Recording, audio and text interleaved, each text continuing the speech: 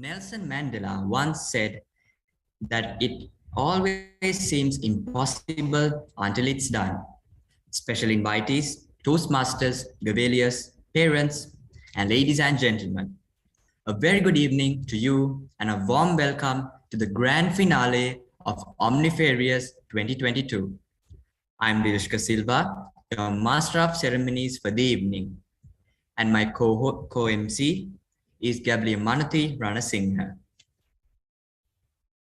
Manuthi, did you know that today's contest is set amongst many challenges? Yes, Dirishka. From our 8 fantastic contestants who beat many odds to be here tonight, to our Colombo Gavel Club team behind the contest, which is currently working from at least 8 different locations in Sri Lanka, braving power cuts and lesions.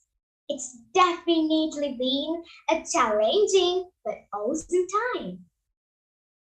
Let's now kick off today's proceedings with further ado. Let me invite Gabriel Ravita Pereira, the president of the Colombo Gavel Club, to deliver the welcome address.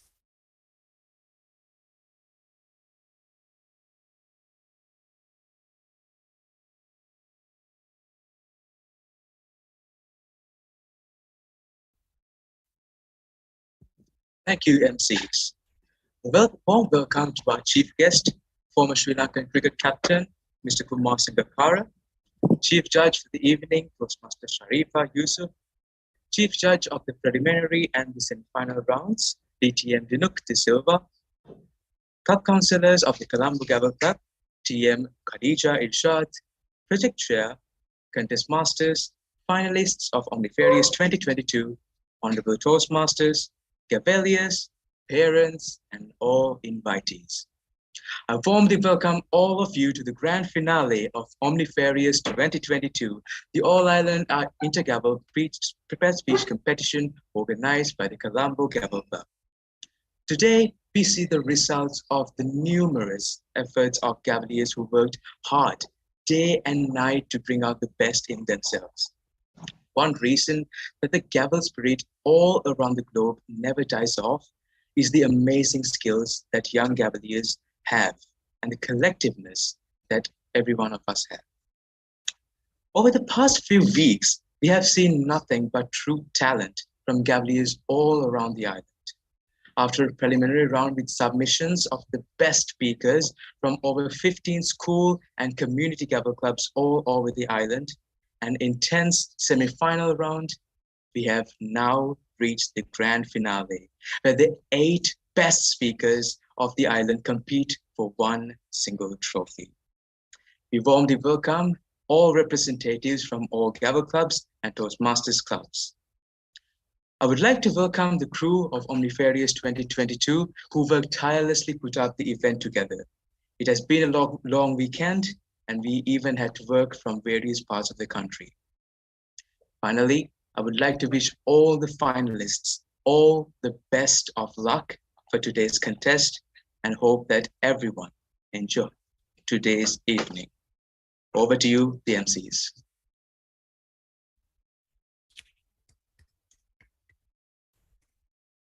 Thank you, Gabriel Ravita. Ladies and gentlemen, let's take a moment to sit back and enjoy the contest video of Omnifarious 2022.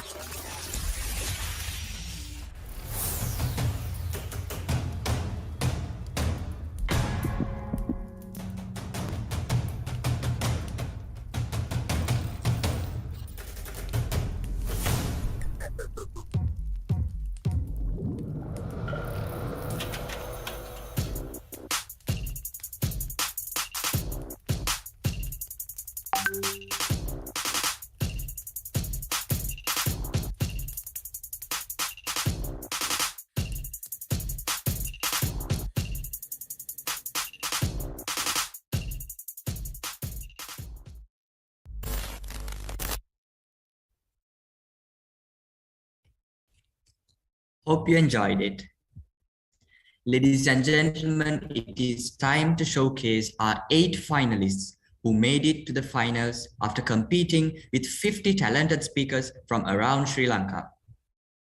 Now it's time to witness the culmination of months of hard work to conduct the Omnifarious All-Island Gavel contest. Let me invite our charming contest master for the evening, Gavel Savinti Samarasinghe.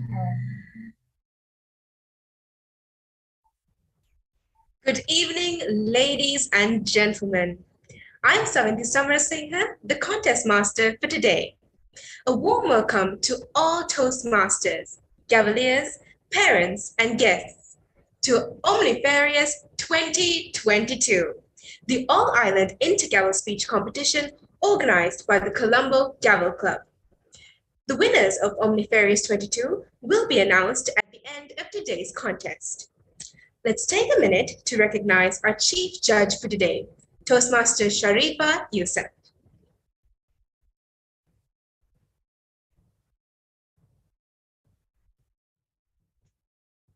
We will now begin the speech contest. I would like to read the purpose of the contest as defined by Toastmasters International. To provide an opportunity for speakers to improve their speaking abilities and to recognize the best as encouragement to all. To provide an opportunity to learn by observing the more proficient speakers who have benefited from their Toastmasters training. All contestants have been briefed on the rules of the contest and have been confirmed that they're eligible to be a contestant in this contest. Let us go over the rules of the finals for the benefit of all present. It has been confirmed that all contestants are eligible. To be eligible, a contestant must be a Gavelier in a good standing of a club in good standing, have taken part in the preliminary round, have been selected for the semifinals, and have been selected for the finals. Contestants must create their own speeches, and each must be substantially original, and any quoted material must be so identified. The time of all speeches is to be 5 to 7 minutes. The timing cards will be shared on the screen as follows. Zoom Master, please spotlight the timers. And timers, can you please show the color cards? Green card at 5 minutes, yellow card at 6 minutes, red card at 7 minutes, and will stay on until the speaker has finished speaking. Thank you, Madam and Mr. Timer. No notice shall be given when a speaker goes over time. Any contestant who speaks for less than 4 minutes and 30 seconds or more than 7 minutes and 30 seconds will be disqualified. The judges have been instructed not to consider video or audio quality, available stage space, and background in their ranking of the speakers. Timer begins when the first word uttered or when the speaker uses any form of gesture, smile, or nonverbal communication to the audience. There will be 1 minute of silence between the speakers so the judges may complete their ballot sheets. There is a secret tiebreaker judge, known only to the chief judge. Protests may be entered only by the contestants or judges either the chief judge, Toastmaster Sharifa Yusuf, or the contest master before the results are announced. Announcement of the winners will be final unless the list of winners is announced incorrectly, in which case the chief judge or timers are permitted to immediately interrupt to correct the error. As always, the contestants will take the center stage. And for that reason, it is very important that they are not disturbed or distracted in any way, even by applause or other means of supporting them. Therefore, I kindly request the audience and non-speaking role players to ensure that your mics are muted and that your camera is turned off for the duration of the contest. When the results are announced at the end of the contest, you could turn on your mics and applaud. Please do not write any comments in the chat feature. The speakers need to be able to focus on the timer, which means they must not be distracted in any other screen. Further, No recording of the speeches or taking of photographs is permitted. The order of the contestants was randomly selected on a draw and is as follows. Contestant number 1, Gavel Shavindra Herat. Contestant number 2, Gavel Inu Ranasinghe. Contestant number 3, Gavel Dinadi Pilipuheva. Contestant number 4, Gavel Dulran Kure. Contestant number 5, Gavel Anusari Petyagoda. Contestant number 6, Gavel Tinisha Varduge. Contestant number 7, Gavel Minuri Bandara. Contestant number 8, Gavel Mihita Pagberia. Zoom Master, can you please confirm whether all contestants are present in the meeting?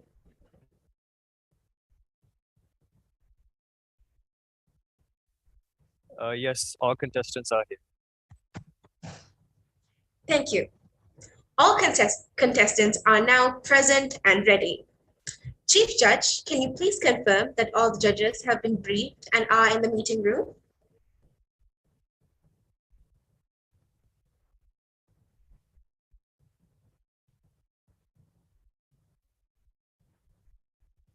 Yes, I confirm all judges are briefed and they're in the meeting room. Thank you. Thank you. Toastmasters, Gaveliers, parents, and guests, we will now begin the speech contest. Zoom Master, please spotlight the timer. Zoom Master, can we please spotlight the first contestant?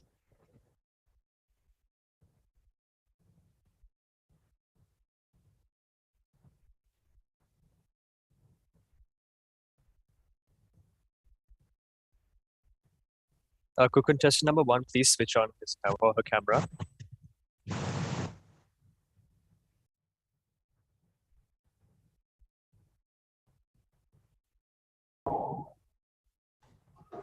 Contestant number 1, could you please turn on your mic and speak a few words to check your audio? Am I audible and visible? Yes, you're both visible and audible. Contestant, are you ready? Yes, I am. Are the timer's cards visible? Yes, they are. Contestant number 1, Gavel Shavindra Herat. When dreams meet reality. When dreams meet reality, Gavel Shavindra Herat.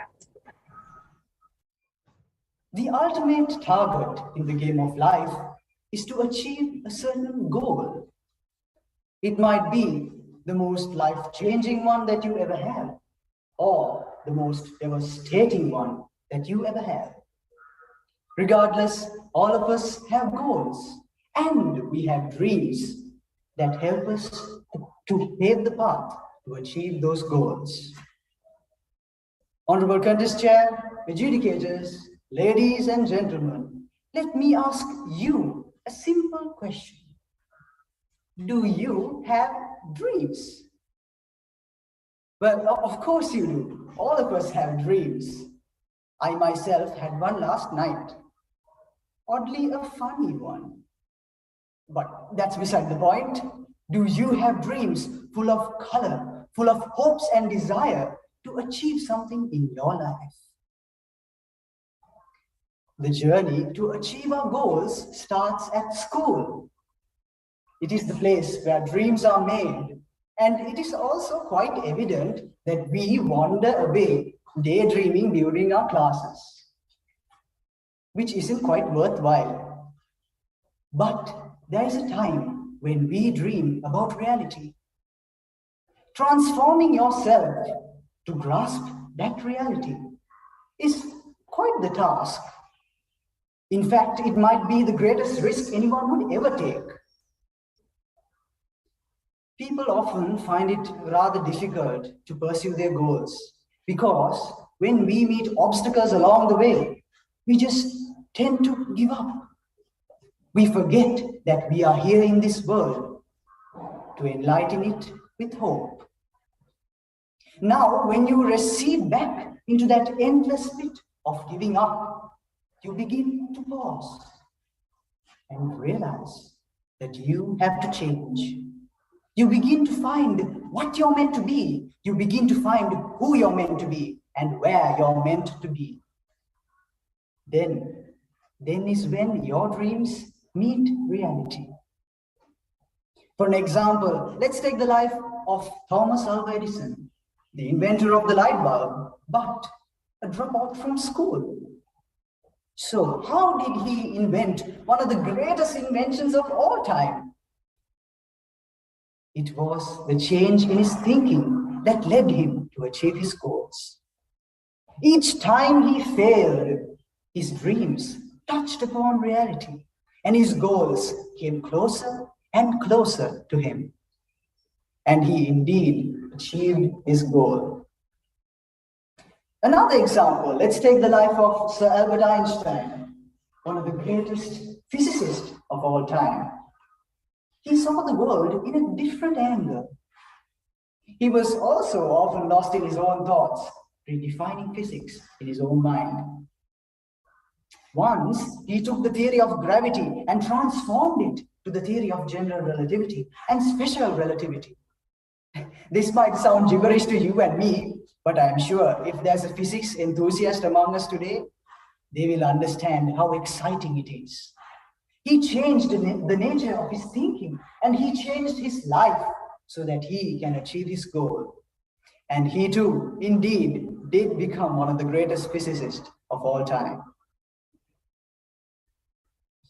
Dreams without goals are just merely dreams.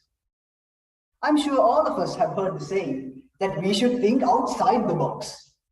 But let me tell you, first of all, we must figure out the dimensions inside the box. First of all, we must know our wants and needs. We must unfold our dreams and desires so that we can achieve our goals.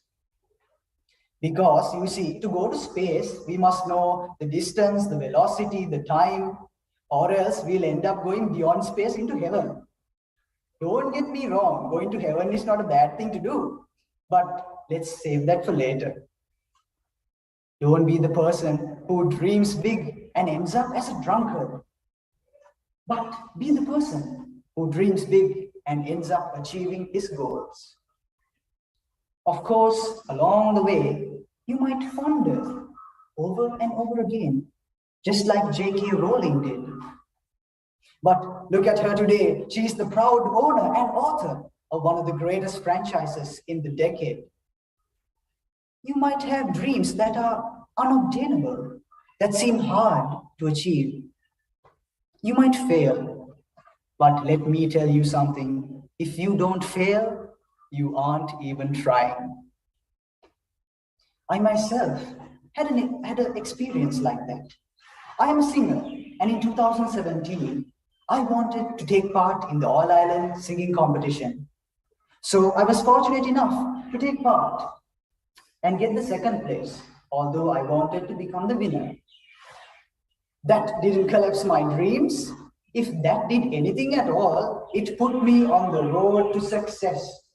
And in 2018, I went back and got the victory I was seeking for. It is unimaginable how much ecstasy you feel when you realize that your dream led you to success. Remember, your dreams won't work unless you do. Great leaders don't set out to be leaders. They don't fantasize, they set out to make a difference. They want to make a change. It's never about their role, but always about their goal. And I quote Michael Phelps, "There will be doubts, there will be mistakes, there will be obstacles, but with maximum effort, there are no limits." Let your dreams meet reality. Over to you.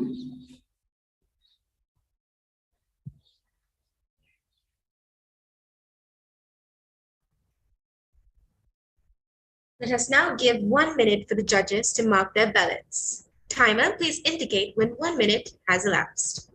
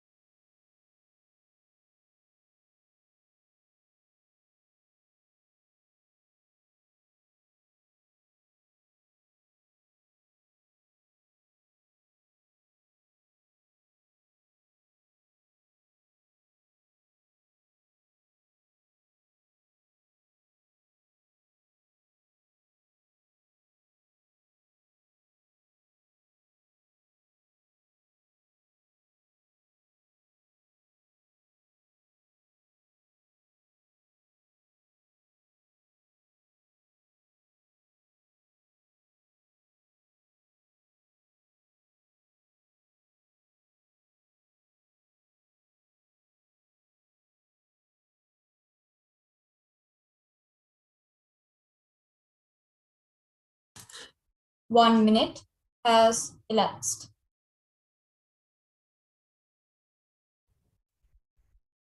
Zoo Master, can we please spotlight the next contestant?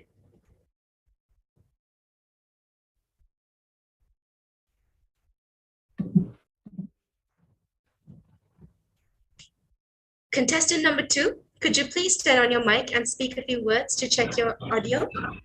Yeah, am I audible? Yes, you're both visible and audible.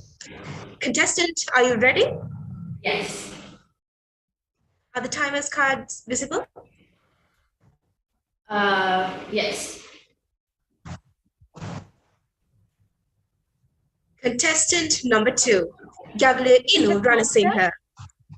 Contest master, just give me 1 minute just to check if the judges are ready. No worries.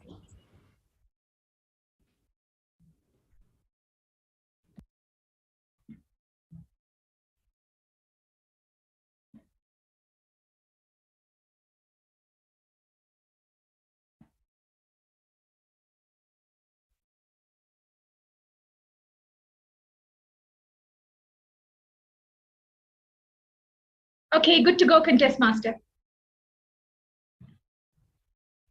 Thank you, Ms. Sharifa. Contestant, are you ready?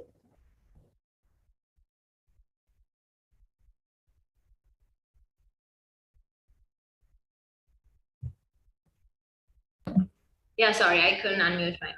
Yeah, I'm ready. No worries. Contestant number 2, Gavel Inu Ranasinghe. You are not gone yet. You are not gone yet.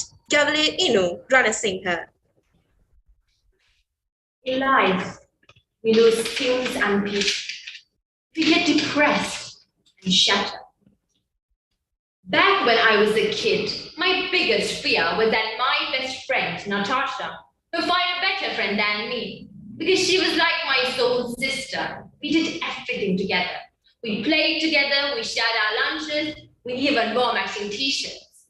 And I remember we used to have tea parties at her treehouse. And there we used to play hide and seek, and we chased each other, and we danced all night. What a good time we had. When we were in the 3rd grade, a new kid came. So when I walked into the class, I saw her talking with Natasha. So I went there and said, "Hi, Natasha. Kara? Nice to meet you. I'm Inu." She did not look pleased, and she didn't shake my hand either. Instead, she shouted, "It's not Kara, it's Kira. Can't a friend even pronounce a name properly? You lame." I mean, what's the big deal? People mispronounce my name all the time, just because it's 3 letters. They refuse to believe that a person can only have 3 letters in their name. I knew from that moment that we are not going to get along well. And for the first time in my life, I felt distance from Natasha, because that day, my best friend did not defend me. Instead, she laughed along with the new kid. Kira,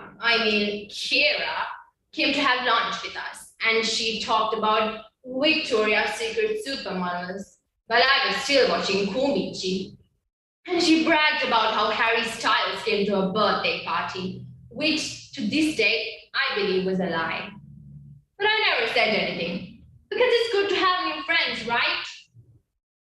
Finally, Natasha's birthday came, and 3 of us decided to go see a movie. Kira suggested, "Guys, why don't we watch a horror movie? I love horror movies." I rolled my eyes. There's no way that Natasha is gonna agree, because it's a bit embarrassing to say this, but I'm really scared of horror movies. I believe the moment you watch them, you're not alone anymore. But to my surprise, Natasha said, "Of course, you can pick one." I was shocked. I said, "Guys, I think I need to go. I'm not feeling well." And I ran home and cried my heart out, because the little me could not bear the thought of my best friend betraying me. I went to the school next day and decided to confront Natasha. I said, Natasha, what you did yesterday was not nice. You know very well that I'm scared of horror movies. Why would you do that? As my best friend, I at least expected her to apologize to me. Instead, she shouted to the whole class, "Guys, here is scared of horror movies." Because guess what? She still watches Kumichi. What a baby! And the whole class laughed. I ran out and I refused to go to the class that day. So my class teacher came looking for me. She asked, "Darling, what's wrong? Why are you crying?" "Miss Natasha." And I told her the whole story. She smiled at me. "Darling, sometimes in life, you have to let go of the people who want to leave and appreciate the ones who stay. And don't forget, you're not gone yet." I went home and grabbed some cardboard and pencils, and I wrote thank you cards for my parents, my teachers, my cousins for staying in my life. And it wasn't easy for me, but I managed to build some new friendships, and I was happy again.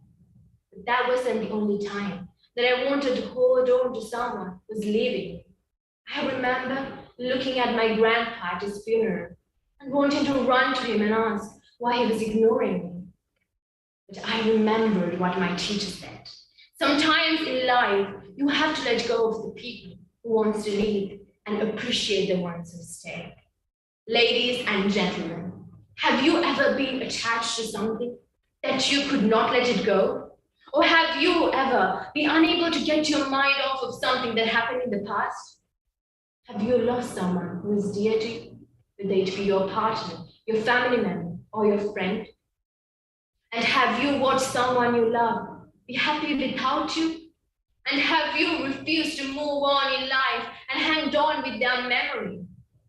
Well, if you stop worrying for a second and look up, you would see a bunch of people waiting for you to be happy again, to smile again, the ones that still care for you and love you. You have a life ahead of you. It's not wrong to be happy because it's not about forgetting, but about accepting. It can be painful, it can be hard, but always remember that you can move on in life with the people around you by holding the ones that left you close to your heart. Remember these pieces of paper? Well, a lot of us worry about this destroyed piece of paper that we forget we still have something left with us. Contestia, have you ever been that person, like me, who wanted to hold on to someone who's leaving you? And by doing that, have you forgotten to appreciate the people around you? Life is short. Time is limited. Let us cherish every moment with a smile on our face. And don't forget, you're not gone yet, or you?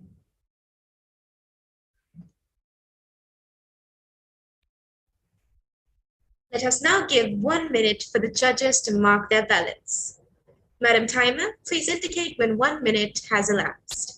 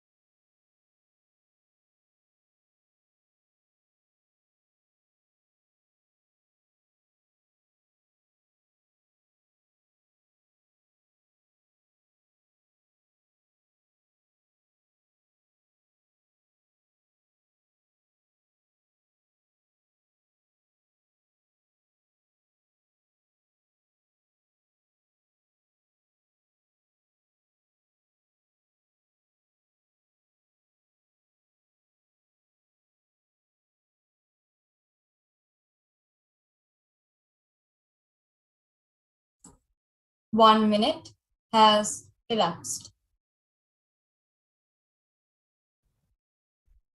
Zoom Master, can we please spotlight the next contestant?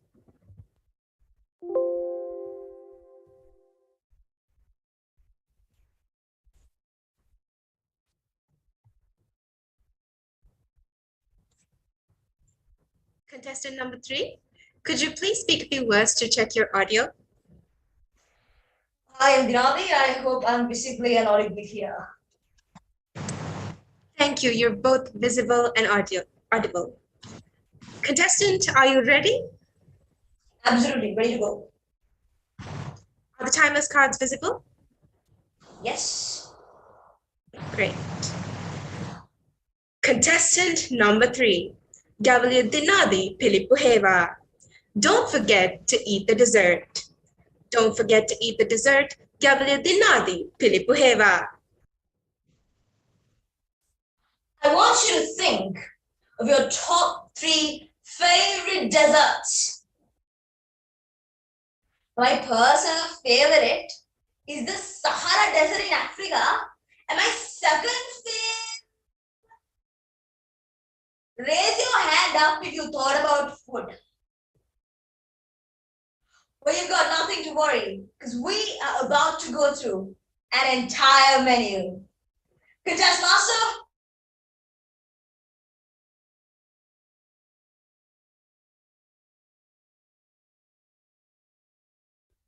Timer, pause the timing, please. Timing is paused.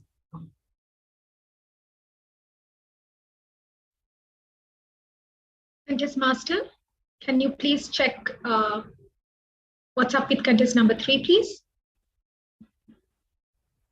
Yes, miss, will do.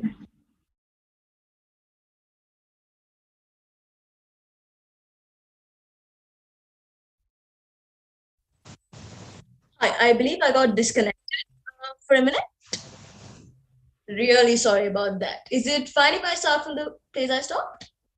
Yes, please. Contestant number 3, you will start from the place where you stopped. Glad to have you back. Timer, you can start from the moment she starts, okay? Excuse me, Chief Judge, could I please know where I stopped, because I can't remember where exactly I got disconnected. Okay. Or else I could start from the beginning itself. I think it's better to start from the beginning, right? Contest Okay, master, so the time will starting from the beginning, or? Yes. Yes, we will restart it. Better, yeah. All right.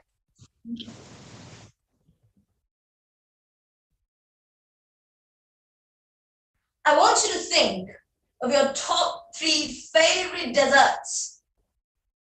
My personal favorite is the Sahara Desert in Africa, and my second favorite. Raise your hand up if you thought about food. Well, you got nothing to worry, because we are about to go through an entire menu. Contest master and my fellow foodies. When you walk into a restaurant, there are 3 types of meals. The starter or the dessert. I am a massive fan of dessert.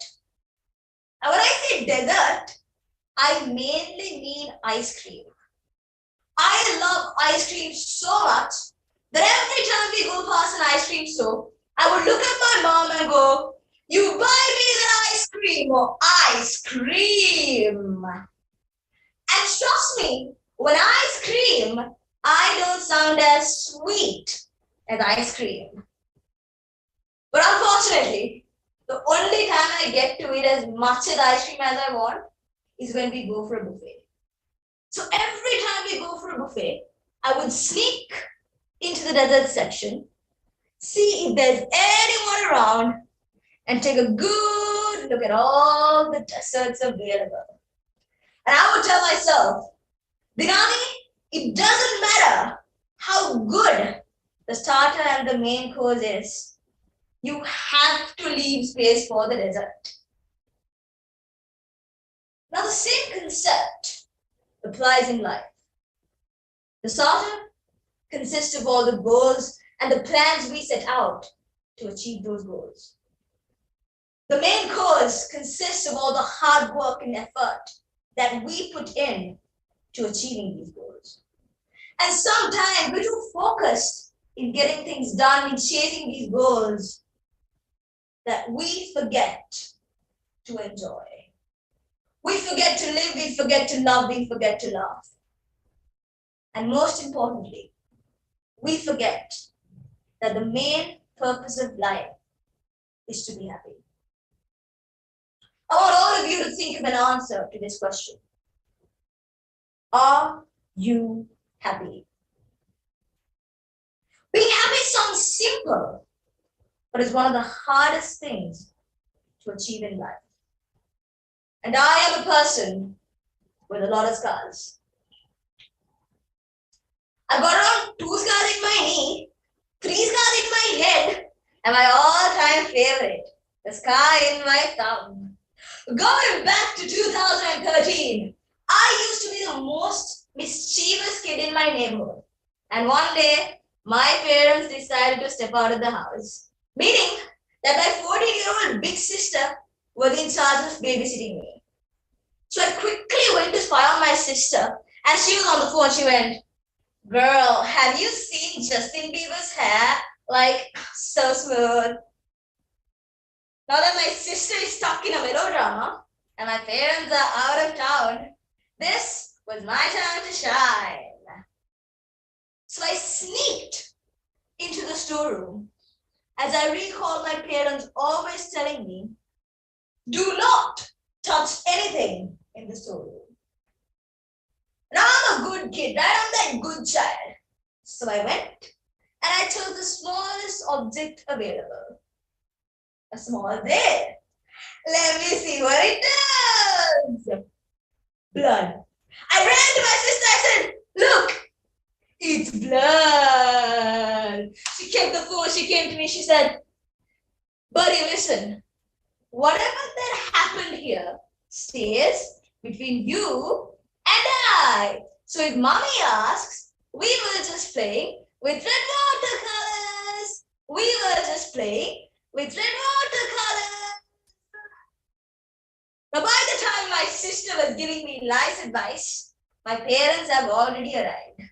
So I'm looking at my mom and I go, "We were just playing with red watercolors. We were just playing with red watercolors."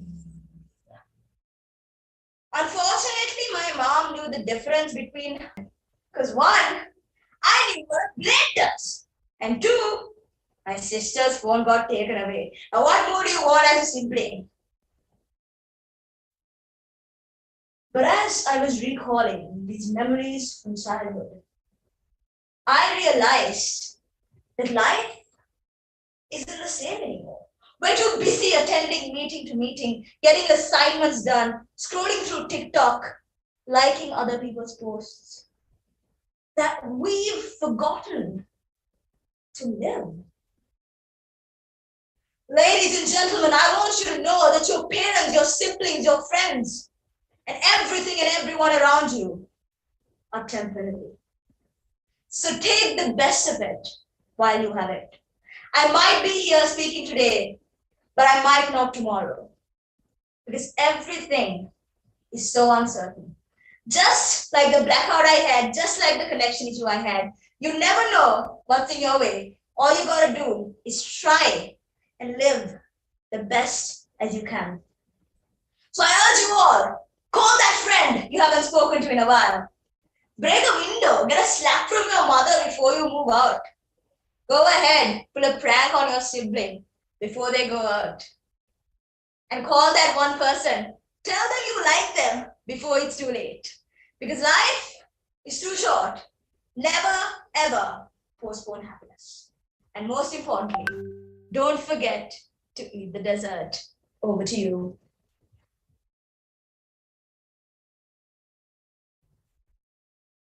Let us now give 1 minute for the judges to mark their ballots. Madam Timer, please indicate when 1 minute has elapsed.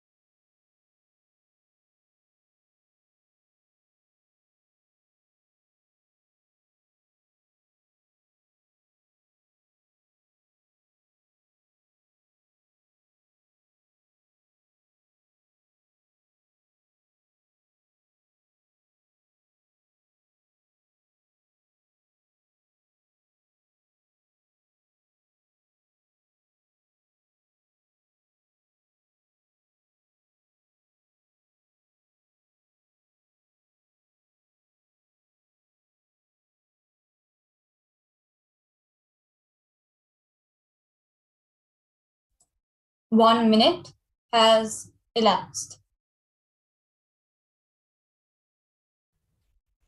Zoom Master, can we please spotlight the fourth contestant?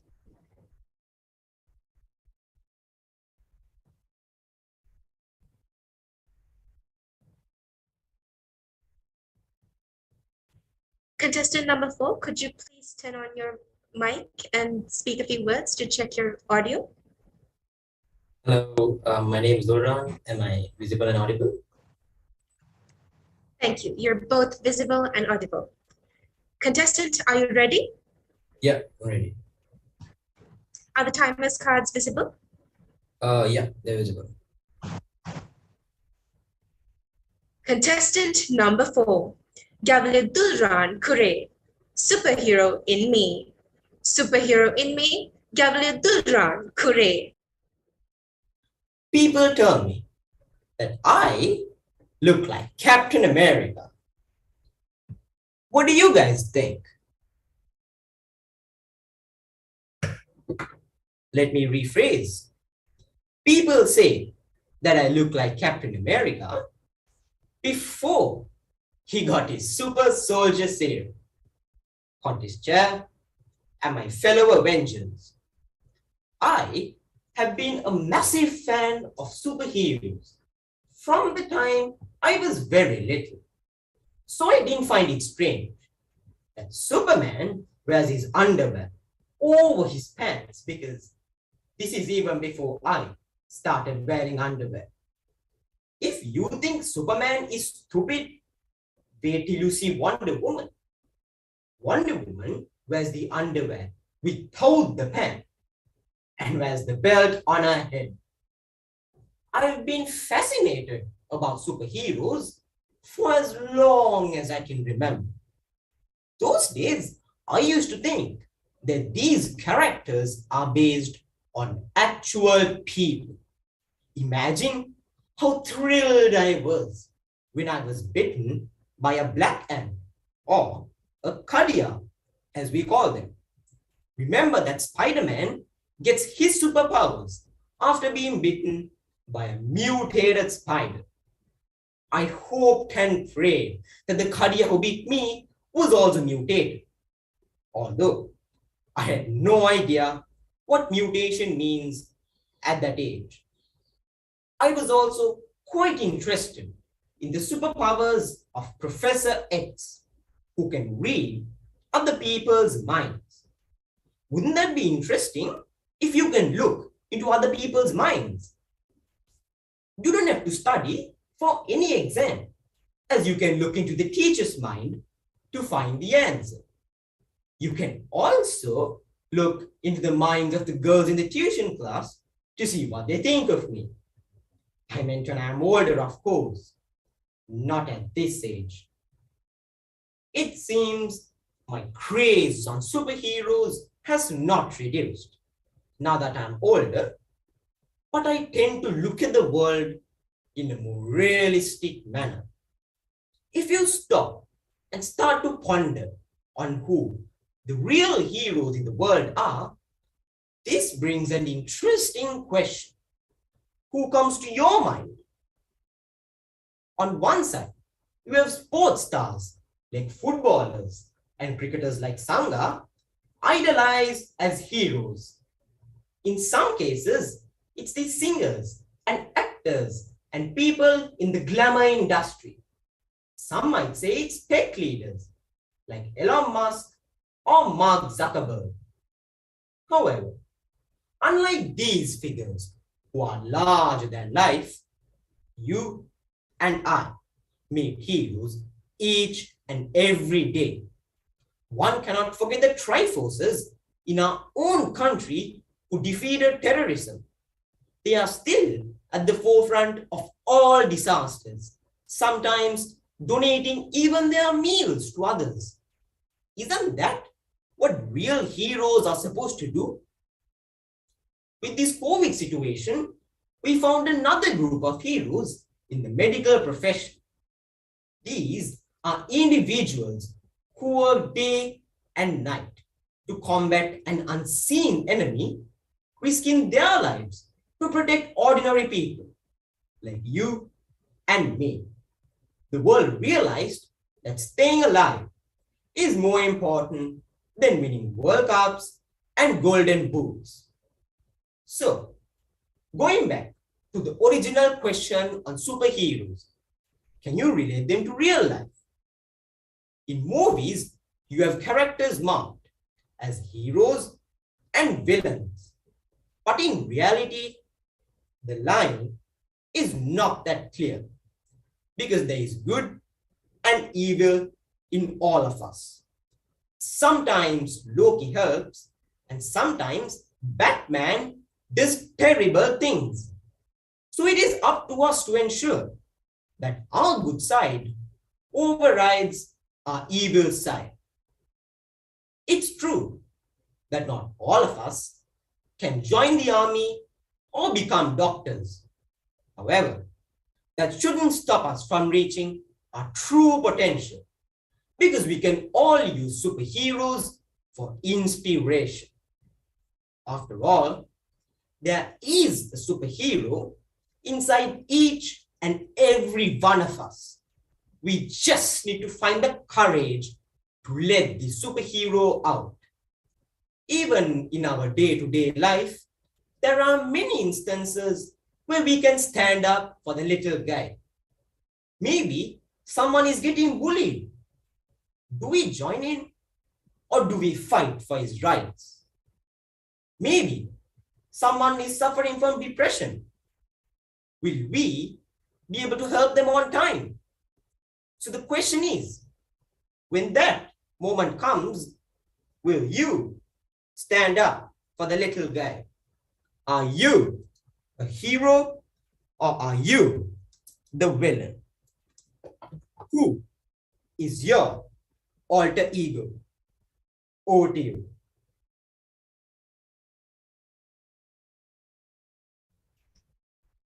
Let us now give 1 minute for the judges to mark their ballots. Madam Timer, please indicate when 1 minute has elapsed.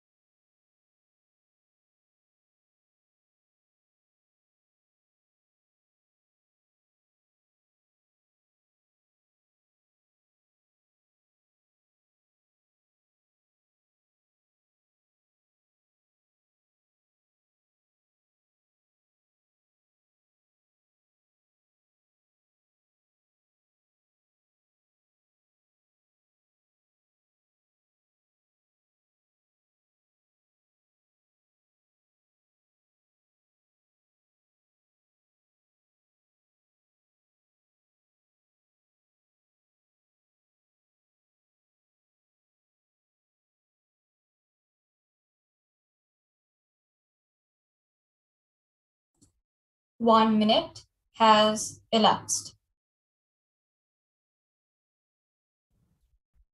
Zoom Master, can we please spotlight the 5th contestant?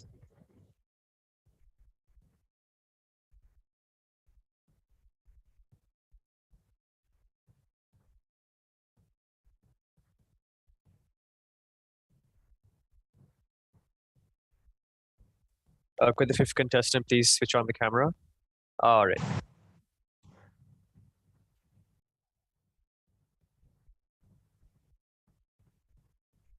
Contestant number 5, could you please turn on your mic and speak a few words to check your audio? Hi everyone, I'm Amsari. Am I visible and audible? Yes, thank you. You're both visible and audible. Contestant, are you ready? Yes, I am. Are the timer's cards visible? Yes, they are. Contestant number 5, Gavel Anusari Petya Goda. I sweat with regret. I sweat wet with regret. Gavel Anusari Petya Goda. It was a tiring day. I had just finished 6 hours of school, 2 hours of band practice, and another 2 hours of boring physics at class. And most importantly, I had not updated my TikTok with the new TikTok dance, Renegade. And OMG, I was already 6 hours late in joining the trend. I was eagerly waiting for my driver to come and pick me up. Now, Kandisha, the usual routine would be for him to stay parked right outside the road leading to class and for me to walk over to him. But today there was no car, so I had to wait at the entrance of the class. All my friends left, and I was all alone outside. I was getting so annoyed because my legs were as weak as a tickety-marry biscuit dipped in plain. I suddenly remembered this episode on Discovery Channel about how birds stand on one leg to avoid turning both legs.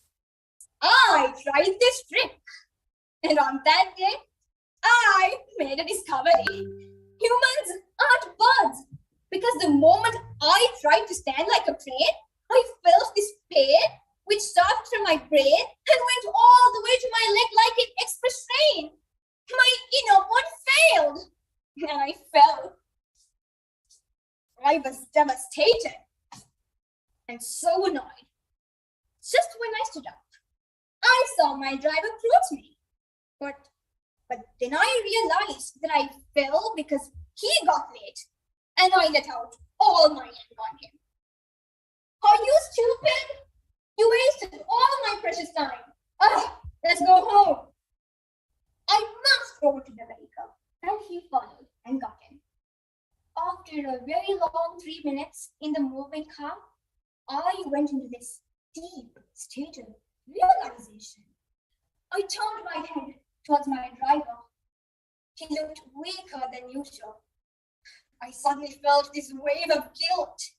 He had taken me for millions of classes and always walked outside his working hours just so that I could go wherever I want to in time. But I had been selfish enough to scold him for this one time he got late. I was so ashamed of myself. I wanted to apologize, but I didn't know how to. With these heavy thoughts in my mind, I slowly fell into a deep sleep. When I opened my eyes, it was Saturday morning. But I was still weighted by sorrow, guilt, and most of all, regret. I had scolded my driver, who was an angel to me. I somehow pushed away these thoughts from my mind by convincing myself that I would apologize on Monday when he gets back to work. With this in my mind, I moved on with the day. The next morning, I woke up to the sounds of crying. My mom crying. I was alarmed and I flew over to my mom. She didn't respond, so I went over to my dad, who was equally upset. I said, Dad, what's wrong? Sanat. Yes, so what? Is he all right? He got a second heart attack and passed away last night. What? On hearing Sanat and passed away, I felt my legs weaken and tremble. I dragged myself to my room, locked the door, and burst into tears. I loved him so much, and I owed him so much. It was terrible that he had to leave me like that. I was flooded with guilt. After all he did for me, the last thing I gave him were words of disgust. I was so mad at myself. I hit my head against the wall multiple times, but that didn't fix anything. Nothing I did could fix what I'd broken. I was uncertain if Sanat had even died a happy death. After all what I said, because I knew he loved me. But there was one thing that was certain. It was that I'd never ever be able to get rid of the guilt in my heart. Ladies and gentlemen, when I got mad that day, I said something that I wouldn't have ever wanted to say. The damage done. Feelings hurt. My eyes wet with regret. And these tears of regret will never dry out because I'd never ever be able to get rid of the guilt in my heart. That evening, when I scolded my driver, I hurt him. Something that I would have never even dreamt of doing. The lesson I learned from this incident was to never ever scold your loved ones, especially when you're angry, because very soon you will regret your words. The next time you get angry, just move yourself away from whoever is making you angry and think to yourself about the good moments you've had with him. Then ask yourself, would I want to ruin all those good moments I've had just with a few words I probably wouldn't even mean? Definitely not. So the best thing to do is cherish these memories you share with them and laugh about it by yourself. This will definitely calm you down and make things so much better for everyone. Trust me, you'll look back and be so glad that you never ever got mad at them. No one would be hurt. And most importantly, no hearts would be broken. And your eyes would not be wet with tears of regret. Over to you.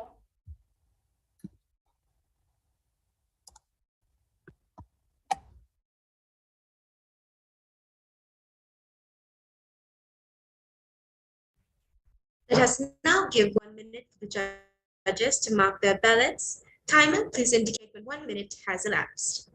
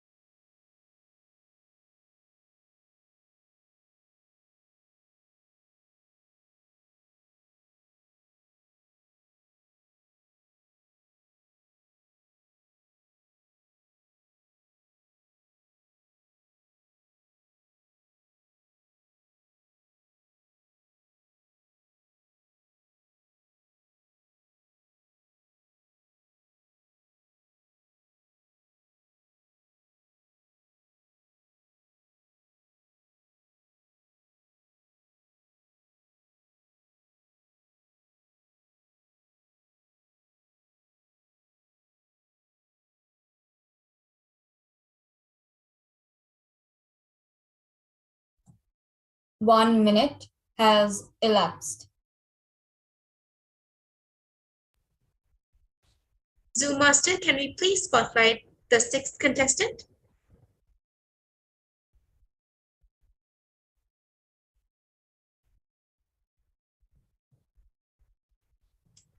Contestant number 6, could you speak? Yes, you are visible and audible. Contestant, are you ready? Yes, I'm ready. Are the timer's cards visible? Yes, they're visible. Great. Contestant number 6, Gavel Tinisha Baduge. When the director says cut. When the director says cut, Gavel Tinisha Baduge.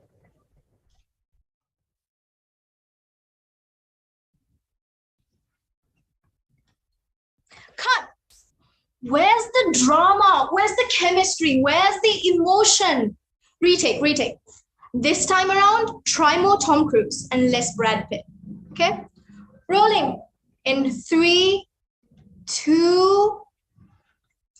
Honorable Contest Chair, dear judges and fellow contestants, I am accusing you of something.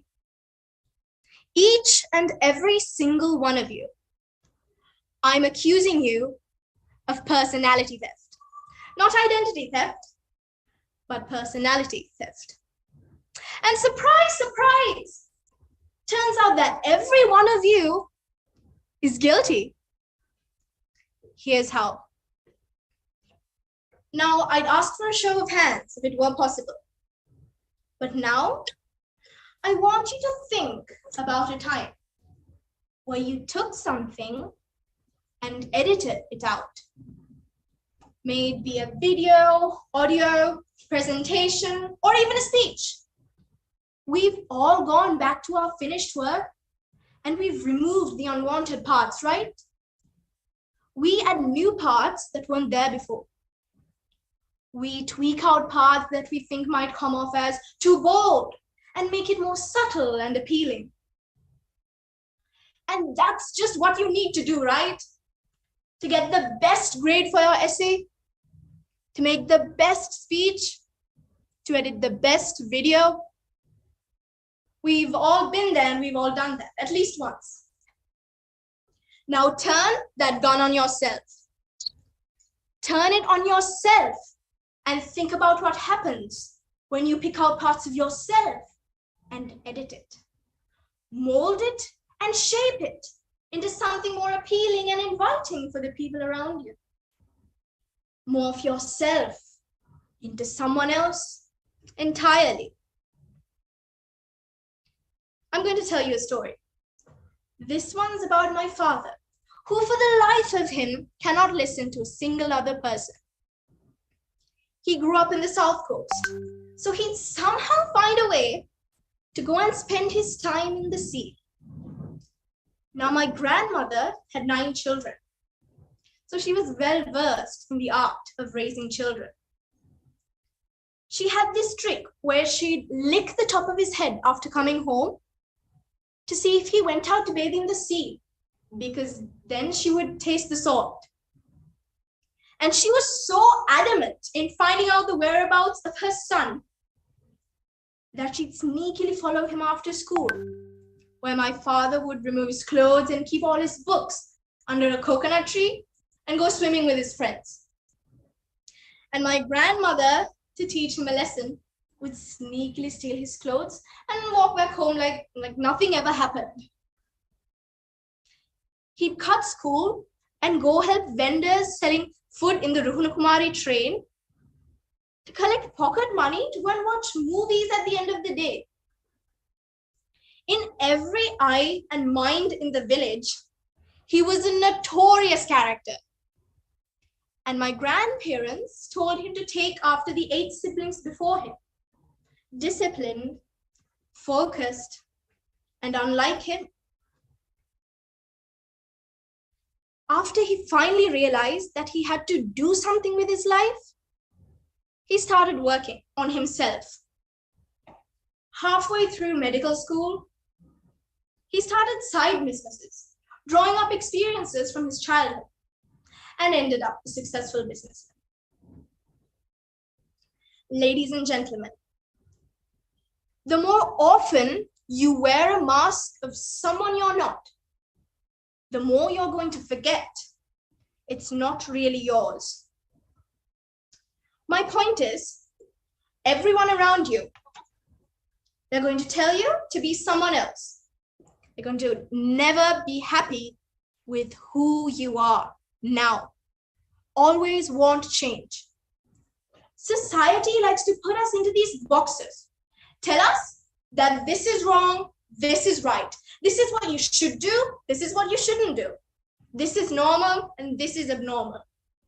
Because it can't handle the 100 different shades of 100 different colors that each and every single one of us inherently possess. Social stereotypes are glorified and authentic people are shunned. Everyone is expected to wear a mask of someone they're not and show a different face to the world, to be fake and artificial, to be someone they're not. Ask yourself, how many masks am I willing to wear just to gain a stranger's acceptance?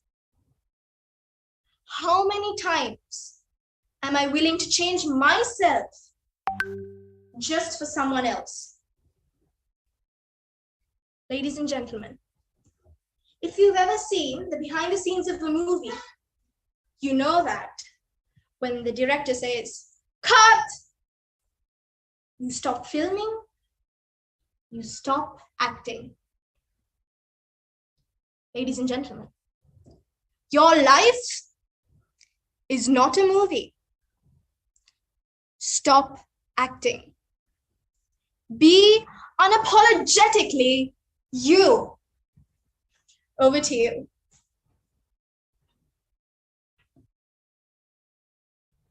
Let us now give 1 minute for the judges to mark their ballots. Madam Timer, please indicate when 1 minute has elapsed.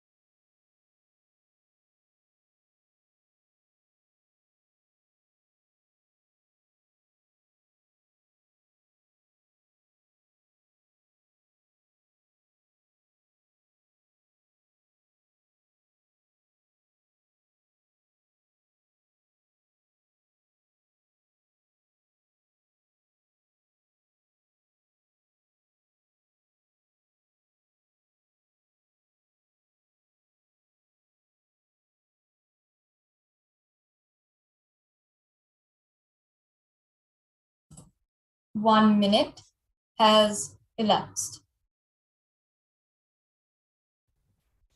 Zoom Master, can we please spotlight the 7th contestant?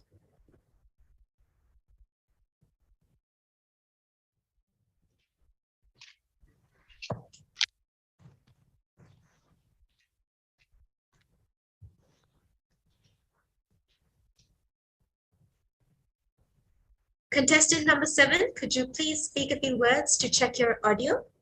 Am I audible and visible?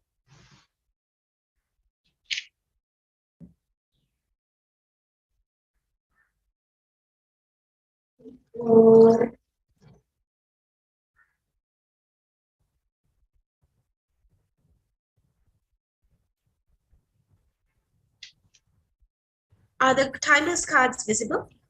Yes, they are visible. Contestant number 7, Cavalier Minuri Bandara, the black belt. The black belt, Cavalier Minuri Bandara. I was 99.99% sure. I almost peed my pants. There I was, standing at my 10th karate tournament, facing the female version of Hulk. She had biceps and triceps and different of the sets. I'm not exaggerating. But my opponent was only second to Bruce Lee in that respect. And do you mind asking me how many tournaments I have won before coming here? Well, let me tell you, 0. And yet I who tried to convince myself that this is going to be ABC, easy as 1, 2, 3, completely blacked out and got tunnel vision by the first punch. I walked out of the gymnasium feeling nothing but frustration. My jaw hurt so much. I wish I could just disappear to the thin air. Out of nowhere, my coach appeared. Do you have a minute to spare? Meet me in the gym.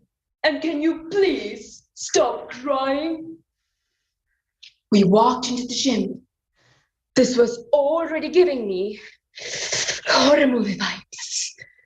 I expected my coach to bark at me. Minuri, what were you thinking, huh?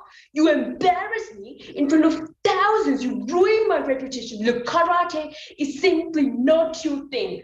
Feel free to walk out. To my beyond surprise, my coach didn't say anything I thought he would say. Instead, he pointed at his black, worn-out belt and said, "This black belt is the highest possible achievement of a karate player. But do you know the story behind it? It all began with a white belt, a beginner who was fully determined to never give up. I, a master, have failed more times than a beginner has ever tried. You got this, Minori. Keep trying. Just one more time. I started practice sessions with my coach. Sweat, tears, cold nights, beating hearts passed by. And 2 months later, I was at my 11th karate tournament with no history of a single victory. And my opponent was female version of Hulk's lookalike, and by looking at her, I could come to the conclusion that she hits the gym 1,000 times a week, and I looked like a skeleton from the laboratory before her. And the battle began. She was fast. She kept striking over and over again. She kept hitting me in the face and in the stomach. It hurt so much. I just wanted to disappear. I could hear the entire world screaming. Give up. I was about to leave the ring when I started getting flashbacks from my coach. He kept saying, Minori, you got this. Keep trying one more time with a sudden surge of confidence. I got to my feet because after all, I did not come this far in life to give up, back up. So I buckled up and I stick to the game. Eventually, a huge round of applause was given. The judge said, stop. He approached us. He raised my hand and then he declared, the winner is the kid who once feared and had no history of a single victory. How? Because she tried just one more time. Ladies and gentlemen, when struggles you did not expect in life shows in your doorstep, what do you do? When everything seems endless and painful, what do? You cry, you fear, you regret, you worry, yeah. But do you quit? Do you give up? No. In those seasons in life where you get crushed, sliced and broken, remind yourself that easy is never an option. But it's worth fighting. It's worth believing. It's worth giving a chance to those broken pieces. It's worth fighting relentlessly, never giving up. Muster yourself every time you fail because you are important. It isn't about what's happening around you. It's always what's happening inside of you. When you're broken, you don't have to stay broken. When you feel feared, you don't have to stay feared. When you feel discouraged, you don't have to stay discouraged, because there's always hope when it doesn't feel like it. There's always a chance when you keep on getting projected. Have you ever thought of giving up in your life because things weren't going the way you planned them to go? Have you ever given up on your dream job, a subject, because you felt feared to try again? Have you ever given up on your relationships because you felt feared, not ready to set aside your ego? When life turns out to be a battlefield, win or lose, it doesn't matter. The only thing that matters is you having persistence and remaining until the end. But if you walk out of the battlefield without attempting, every single possibility of you achieving success gets ruled out. In the battle that continues until your last breath, you gotta remember that it continues. Whether you take a chance in the unknown or give up and wondered what could have been. Even in the darkest of times when you feel like giving up, the black belt awaiting you whispers, try one more time. So ladies and gentlemen, will you try one more time? Over to you.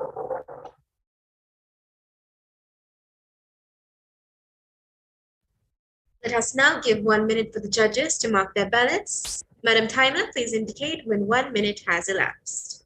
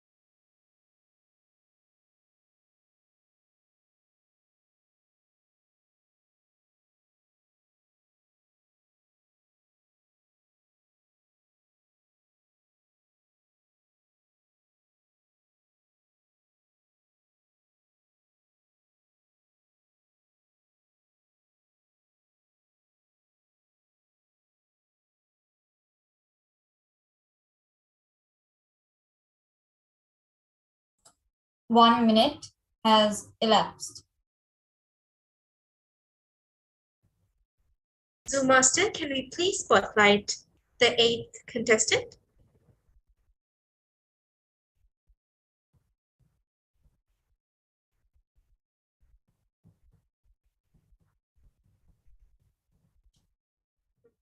Contestant number 8, could you please speak a few words to check your audio?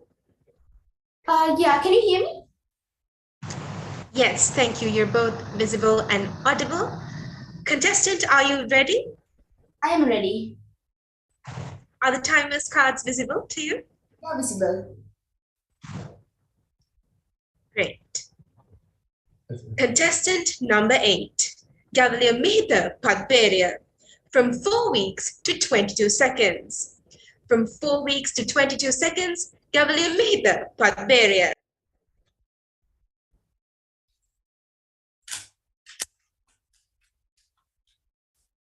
In 2 seconds. 3 months earlier, I could barely make one color. Yet today, I consider 22 seconds too slow. Solving this famous puzzle doesn't just make me happy. It also gives me a feeling of capability. Contest chair and fellow Gaveliers.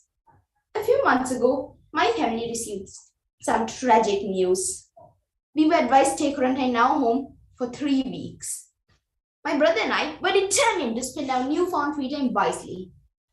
Unfortunately, as usual, we just lounged around and watched movies every waking moment. However, one bright day, as we were just absentmindedly scrolling through Netflix, we came upon a documentary called The Speed Cubers. This 40-minute film featuring the world's best cube solvers or cubers changed my life. That is when I stumbled in the cubing community. That is when my still-going cubing journey began. The cubing community is made up of a bunch of people, all competing against a club for the immensely honorable title of fastest solver. And the king of them all, the greatest speed cube of all time, is Felix Sendix. Having set up 120 world cube records and solving it in 6 seconds, Felix is my role model. I wanted to be just like him. And so, I decided, if I were to go down the cubing road, then I'd try my best to end up just like him.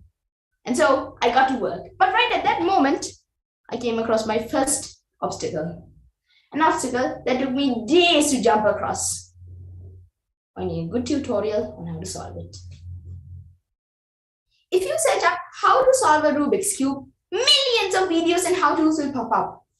I must have watched 100 or more of these videos myself before I finally found the right one. And then I had to watch that one more times than there are grains of sand on the beach to figure out what the host is saying. As such, I leaped the first obstacle, only to come crashing down in the second. And this time, it wasn't a creek, it was a river. To solve the cube, you must follow a certain set of steps.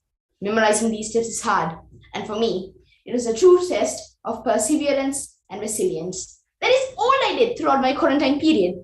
The days that followed, and when I went on trip to friends. This is me trying to practice while having dinner.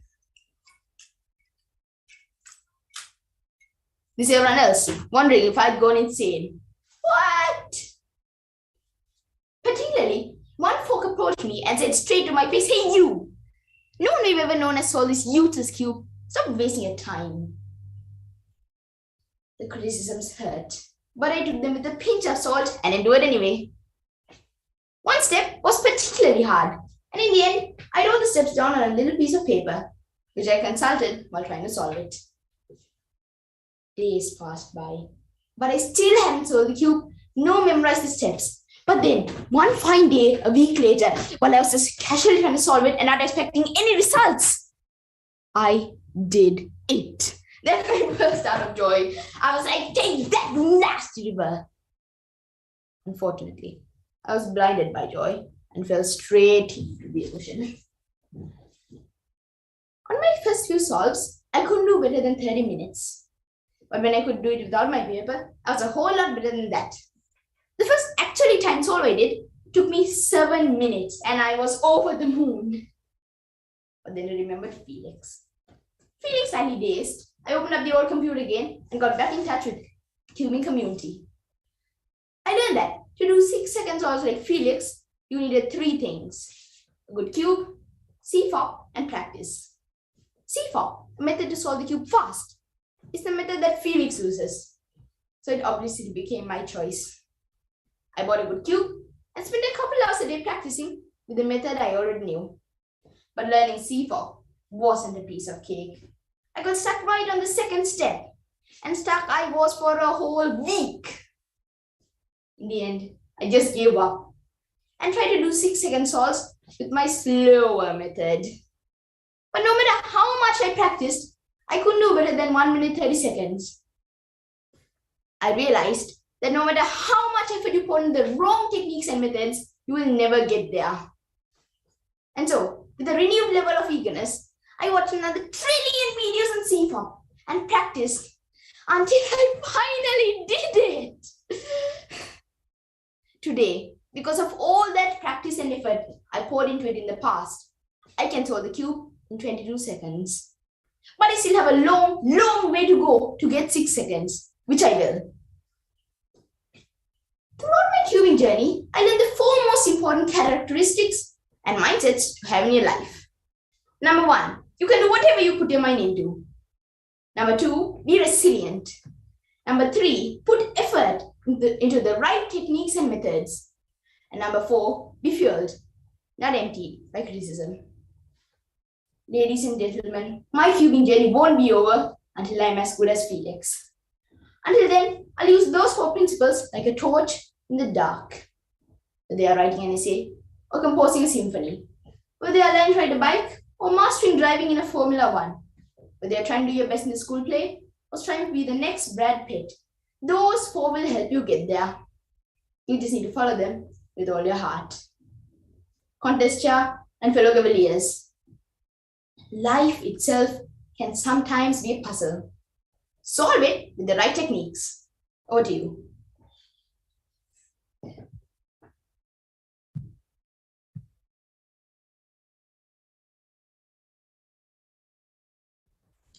Let us now give 1 minute for the judges to mark their ballots. Timer, please indicate when 1 minute has elapsed.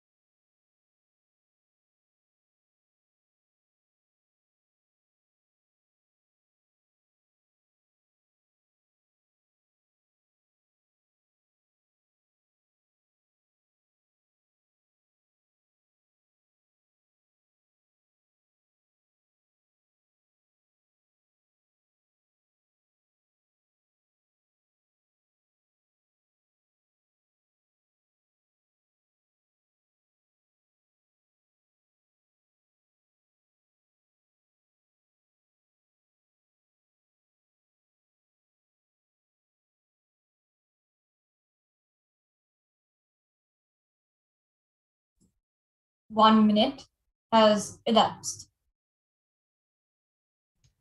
Thank you, Madam Timer. What a contest, Cavaliers. Thank you so much, contestants, because you all did a spectacular job. As we wait for the judges to get back to us with the results, I now hand over my controls to our Master of Ceremonies, Cavalier Dilshka Silva. Cavalier Dilshka, over to you.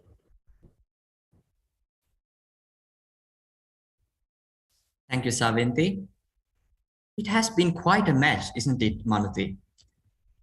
Yes, and I think our contestants played really well so far that our judges are having a hard time taking out their wickets. You know what? Let's give them some more time and bring in our honorable chief guest, who is a world-famous cricketer himself.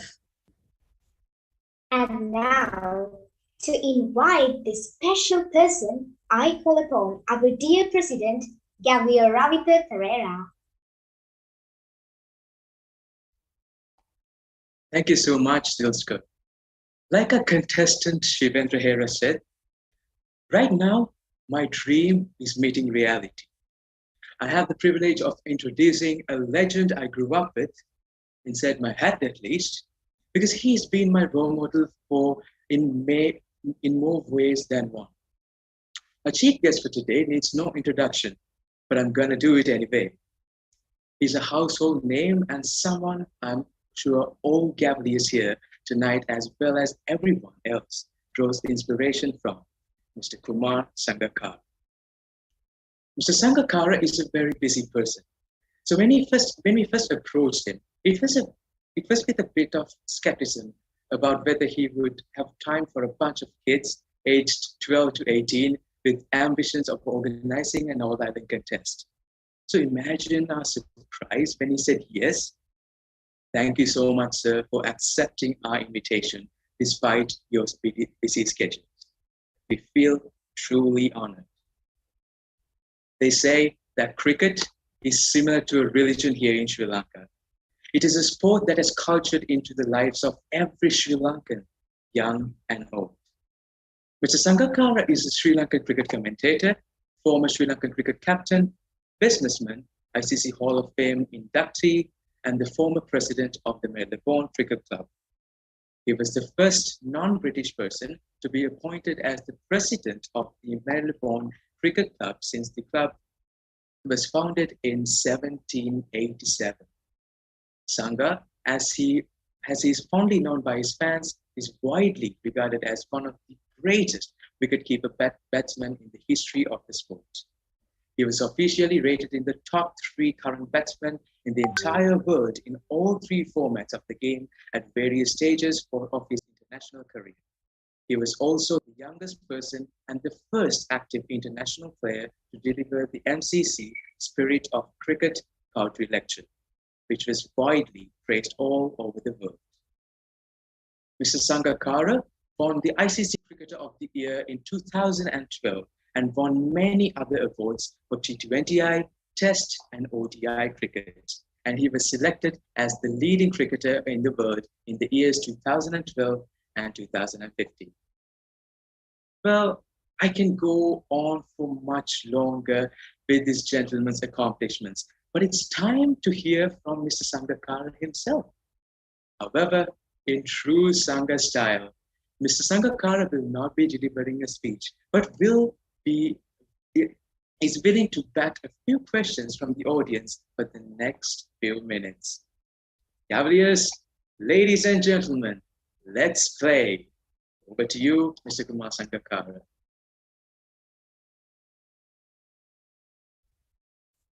Now for the most awaited moment, the Q&A session with our honorable chief guest, Mr. Kumar Sangakkara. The session will be conducted as follows.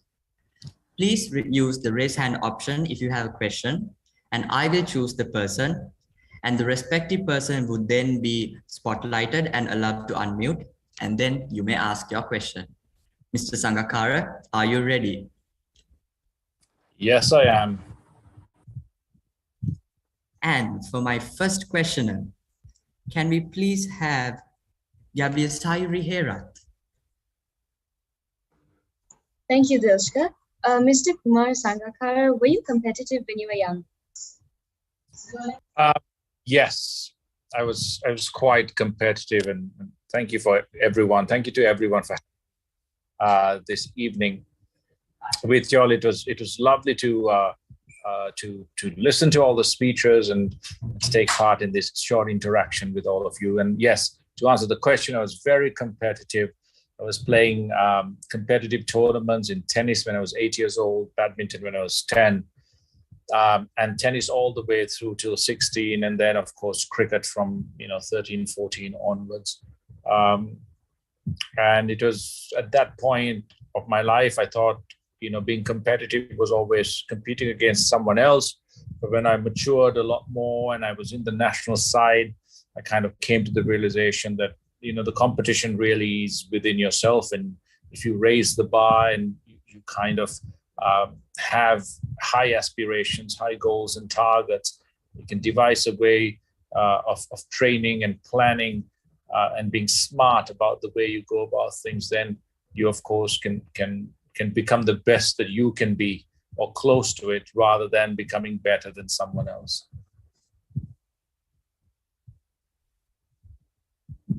Thank you, Gavel Sairi. And next, let me invite one of our contestants, Gavel Anusari Petiyagada.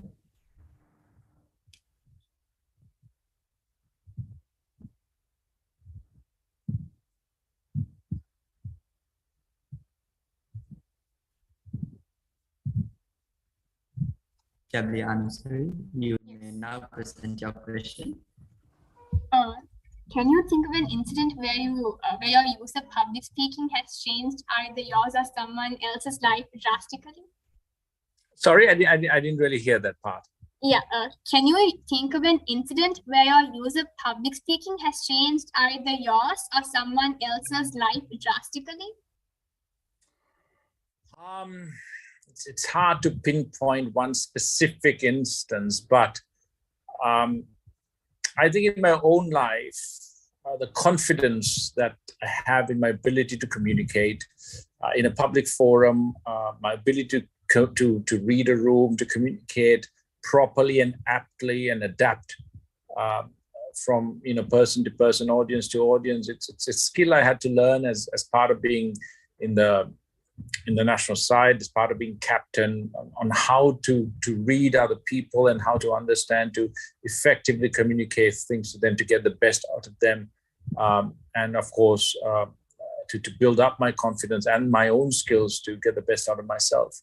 And I think, speaking and public speaking and communicating effectively and well and openly is something that greatly contributes to one's life moving forward, success, and so on. So it's a skill that if you develop properly will really stand you in good stead, and you will find these changes rather than being an instantaneous light bulb moment. You find little incidents of impact that you make, little incidences that you kind of come to think about in your own life and others, that will definitely contribute towards positive change.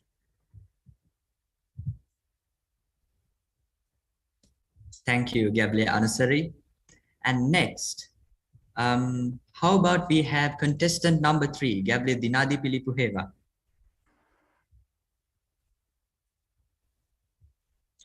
All right, thank you very much for the opportunity. Mr.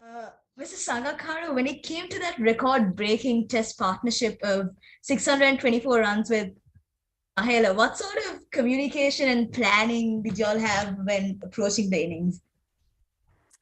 Well, we did a lot of planning before the game about how we were going to, play, how we were going to bat, what sort of totals were required. But as they say, all, the best played plans can go awry, and they did. We were, I think, 2 wickets down for very few runs. So when Mahela came into bat with me, we're very present in that moment in terms of talking about how the pitch was playing, which bowlers were a threat, how the ball was swinging or seaming or turning, how long we might have to bat to see the threat off, Dale Steyn, how many overs will he bowl? Okay, this bowl. So when and while we discussed all of these things, we also had to go back, and when we did face up a ball, we had to be focused on that kind of 10-second period where they run in and bowl, you play a shot, you switch off, and you concentrate very much in the moment for those 10 seconds, and then switch off, switch back on for the next 10 seconds. So you have this kind of period where you're flitting in and out of the moment, as well as kind of looking ahead and hoping that you can get through to those little passages of play where you've kind of come out of a dire situation and created a better situation, and slowly improve that your position in the game for a longer period of time. But as we got more comfortable and we started scoring more runs, by the next day we'd be talking about what we're going to have for dinner, anything that would relax us enough and take our focus slightly away from the game for long enough to bring us back fresh for the next over and the next delivery. And every time the pressure was on, we'd come back into the moment and really focus on those little bits, passages of play that really required full attention. And then once we were through those danger periods, as we thought they were, we kind of relax a little bit more in between deliveries or in between overs. So, talking to each other about all of that as tactics, as strategy, how the game was going right now, as well as reading the game as it would go a few overs down the line, anticipating what might happen, really helps. So, that kind of communication and having a holistic view of the game was very important.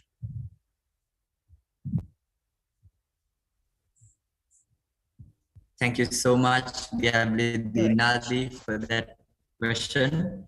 And finally, can we have my co-host this evening, Gavel Manuti Ranasinghe, for the final question. Yes, sir, you're a legend to all the children of our age, and we look up to you. So how do you handle this responsibility? Well, I think you have to be yourself, and you've got to kind of hold on to, your core values quite strongly. I think all of us are taught those very early on, and we add to it as, with life experiences and education, and then of course knowledge that we seek beyond the classrooms, and of course our interactions with others in society will also enrich our lives and add things into that kind of our self, that the space that we occupy, not just in terms of physical space, but also in terms of who we are, character, personality. And I think everyone, not just me, anyone who's been in the public eye, but if all of us have a role to play in holding ourselves to those standards. And sometimes we make the mistake of holding others to those standards and not really focusing on ourselves. And it's a really important journey of self-discovery, really, for all of you and for me, right through when I started, because it takes a while for you to really understand yourself. So when you really do, and you have this kind of epiphany as to who you really are, it allows you to kind of break your personality down into different components and parts that go to make up the whole you. And then you can really concentrate on enhancing and improving all those separate parts. And the people who have that self-discovery early on tend to develop very, very quickly and improve rapidly in whatever profession or field of work or study that they're in. So for me, it's about, trying to live my life simply and well, spending time with my family, and whenever I can impact someone positively, and I have the opportunity to do that, and making use of that. And sometimes, we all make the mistake of thinking that, icons and role models are always on TV or in the news or on billboards or in books. But sometimes when you look really closely, you'll find that your greatest inspiration has come much closer to home in the form of your parents, your siblings, your teachers, and your friends. So always look to them as well for guidance and for that nourishment in terms of values. Yes, thank you, Mr. Sangakkara. And thank you, Gavel Manuti. Finally, for a quick question, may I please have Toastmaster Sanat Mahavitanage?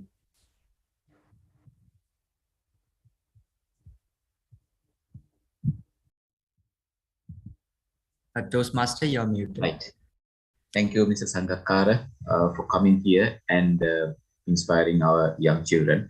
So one of the key things I just want to ask from you is that you made a very strong point that you said that try to give your best rather than by being better than someone else. Now, if you consider our country, there are hundreds of thousands of children, particularly in the underprivileged, coming from the underprivileged community, and who are struggling to find their motivation to be their best. Ms. Sangakkara, as a country, what we should be doing? It's about creating opportunities and pathways in terms of inspiration. Now, your network that's taken part today, I mean, watching you speak, the subject matter of your speeches, very inspiring. And why not take that down to the grassroots, to the underprivileged sections of our society, and spend the time that is required with them personally, one-on-one. There are great programs run by various people in this country that afford new opportunities and facilities to school children.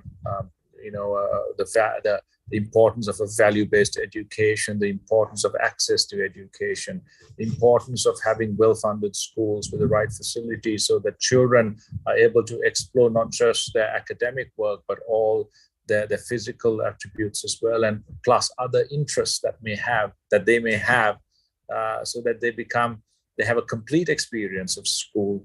What opportunities do they have in terms of higher education, in terms of not just the traditional university part, but are there any other practical or relevant lessons and other colleges or institutions of education that can help them? Is there access to bursaries and financial assistance for them to continue their education, for them to have access to finance if they're entrepreneurs, to show them that clear pathway in terms of where they can succeed and how, and give them those opportunities in reality. So it's both the government, it's both our education system in terms of having relevant subject matter taught at schools. And maybe it is time to really revolutionize the field of education, the field of learning in our country. And to do that, we also have to take the lead as students ourselves who are currently in programs like this, in clubs and societies like this, because all of you have a lot to offer. It just takes a little bit of time and effort to plan out how you can be effective, and then not just in terms of being an abstract participant, but being in-person participants in the lives of others. Go to the schools, meet them, have school training programs, resource exchange programs, student exchange programs, all of these in place so that you have this cross-pollination of ideas and knowledge between everyone, all the youth in our country, and that might enrich everyone. Thank you, Mr. Sangakkara, for that most illuminating session. And thank you too for your time. We are most grateful. Of course, thank you to our audience and Gaveliers for questions and patience. I'm sorry we couldn't take all your questions due to time restraints. Mr. Sangakkara, on behalf of the Colombo Gavel Club, we would like to present you with a small token of appreciation. Only a virtual one today, until we meet you in person. Thank you very much. It's been a great pleasure to participate. And good luck to all of you.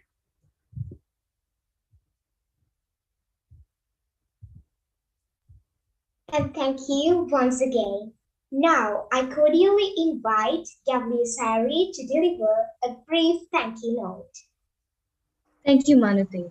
When I found out that Mr. Sangakkara was going to be a chief guest for today, I was elated because not only is he a professional cricketer, businessman, and past president of the MCC, but he's also an amazing public speaker, as most of us know, which makes us all the more grateful for his presence today. Sir, we enjoyed listening to you, and we're incredibly inspired by your answers today. We certainly learned a lot about you, and I can assure you that your tips on public speaking will be practiced in our meetings. You've always encouraged us to believe in ourselves, and you've always encouraged us to face challenges with courage. And that is something that we have learned from you today as well. We are truly privileged to have you joined with us here today. So once again, thank you, Mr. Sangakkara, for your time, input, and presence. Over to you, Manu.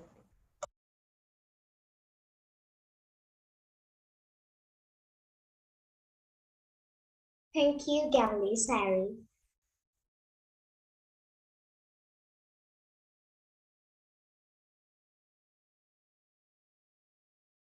Over to you, my co-host, Gavel Silva.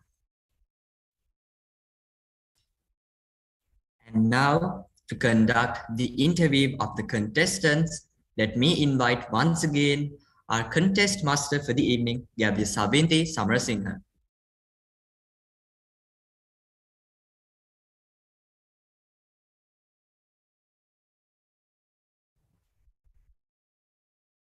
Thank you, everyone.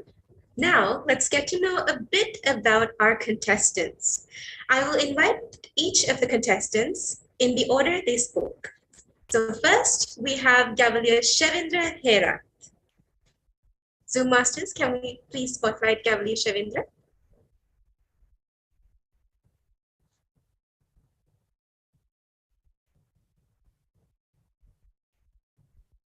Hello, Gavalier Shevindra. Hello. Hi. So I know that you love your parents and your friends and everybody around you. But you've specifically mentioned that you love hanging out with your friends. Now, I know that a lot of crazy things happen when we're with our friends. Now, my question to you is that if you could pick one of the most unforgettable memories with your friends, what would it be? It would be actually right now. All of my friends are here. We are in school. So all of my friends are right here supporting me. This would be the most unforgettable moment I ever had. And I'm very grateful to all of them for being here.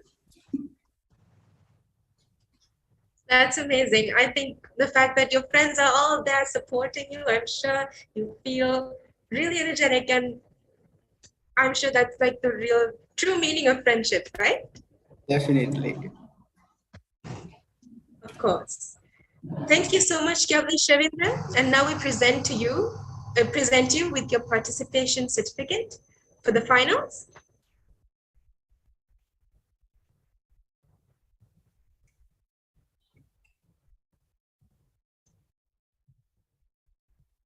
Thank you so much. Thank you.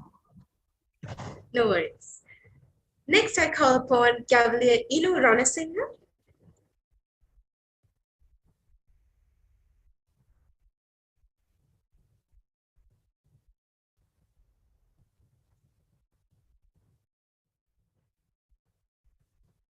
Hello, Yeah. Cavalier Inu. Hi. Hi. So I know that you love writing stories and poems, and I personally love writing too. And I know that we all have like a certain point where we feel really creative, like certain moments where we feel extremely creative. Now, my question is, when do you feel the most creative? I think it's weird, but I think when I'm like just doing nothing, thinking, or just in the bathroom, like not doing anything, like I remember stuff and I'm like, wow, that's amazing. And it's really weird, but I guess that's who I am.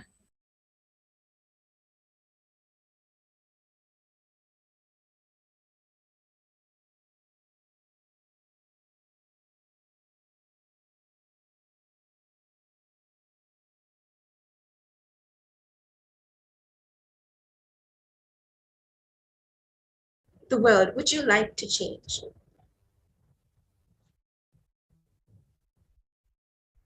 Okay, I have trouble unmuting my mic. Yeah. No worries. I think I'm so into gender equality and things like that because I'm just so interested in the things that are happening in the world, and I really believe that I can make a change.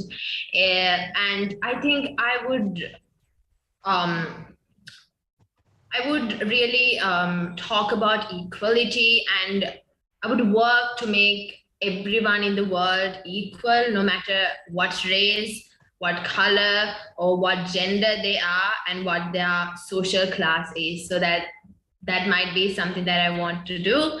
So yeah, that would be what I want to do. That's amazing. I think that's really important too. And the world is in great hands of people like you. And thank you so much, Gavelino. Now we present you with your participation certificate for the finals.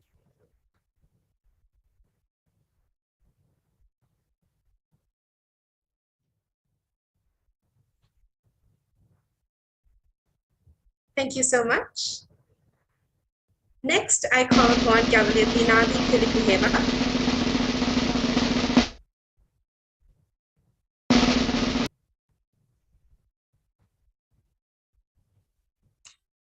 I'm lost in this background. Hello, Gabriel Dinadi. Hey, how are you? Hi, I'm great. How are you? I'm good. Definitely having a great time here. Awesome. So I know that your main interest is food. I think we definitely saw that in your speech as well. So since you're a foodie, I have one of the hardest questions that anybody could ask a foodie. What's your favorite food? Wow. Pick one. I know. I could answer any other question, like ask me any other fact other than that, because there's so much of choice.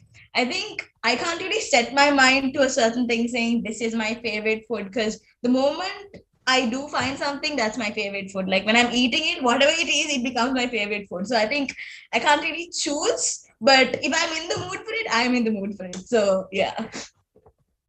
So right now, what would your favorite food be? Right now, at this moment? I would say like a cotton candy flavored ice cream. Really up for it right now. Great. That's amazing. So I have a follow-up question to that as well. For sure. Go So ahead. would you either only eat that for the rest of your life, or eat everything but that for the rest of your life? You're literally putting me in an extremely question, but yeah, I guess we have to face it. So let's go ahead. I think I would have I'm so glad I just mentioned the flavor. If I just said ice cream, I wouldn't know what to do. But thank God for mentioning cotton candy. So since there are other flavors which could match to it, I would say other than that, I would choose to eat everything else, including other types of ice creams. So yeah. That's smart. That's smart. Thank you so much, Kelly Dinadi. Right, thank you very much. Thank you so much for that. And now we present you with your participation certificate for the finals.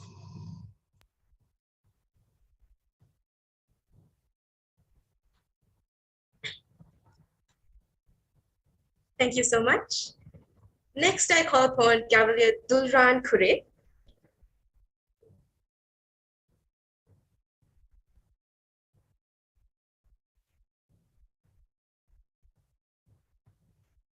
Hello, Gabriel Dulran. Hello. Hi. So, apart from it being a song that we all love, Dulran, I know that you live by the quote, "It's my life." So my question to you is, what do you hope to achieve in life? I guess, since like a very small age, I always wanted to be a scientist, and it's like in the field of like astronomy, like astronauts, planets, like that kind of field. So, and like working in NASA. So I guess I can live my life happily if I am able to achieve my dream. That's amazing, Gabriel Durran.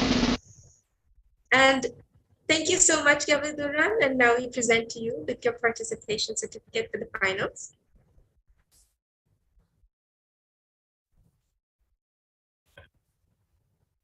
Right. Cool. Thank you. Thank you so much. No worries. Next, I call upon Gavel Anusari Petyagoda.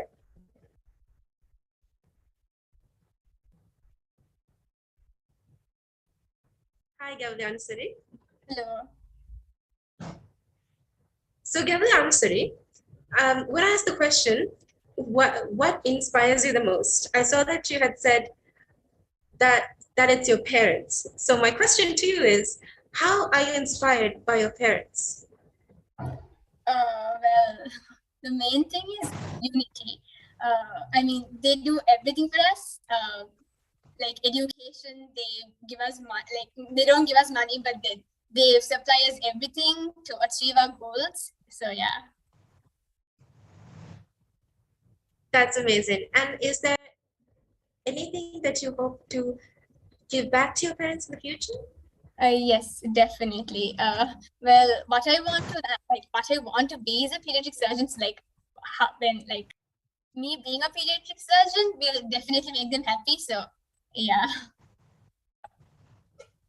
That's amazing. Thank you so much, Gavel Anusari. And now we present to you with your participation certificate for the finals.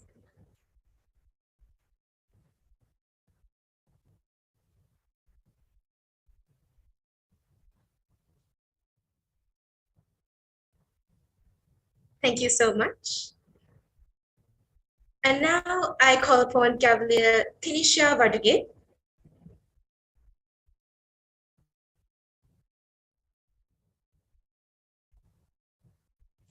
Hi, Cavalier Tanisha. Hello. Hi. So I know that most of us tend to forget the importance of time, most of the time.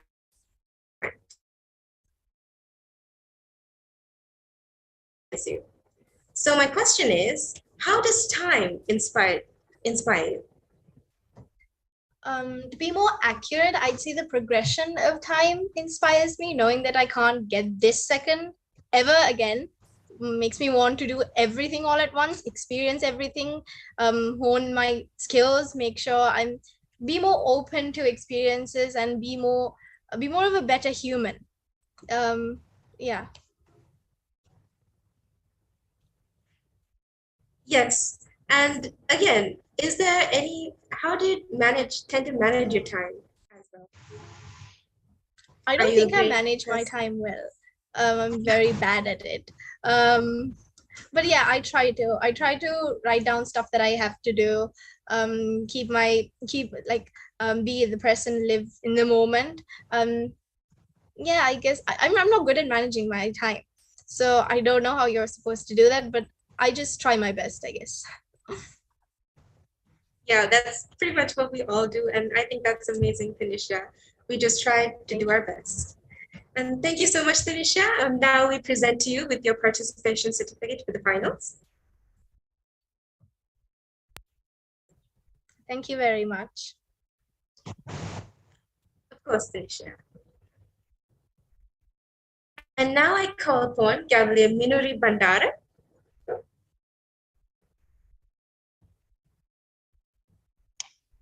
Hello. Hi, Cavalier Minuri. Hi. So I know that you love reading Harry Potter, and I'm sure there's a lot of Potterheads here in the audience today. And you had said that Harry Potter inspires you. Tell me, how does Harry Potter inspire you?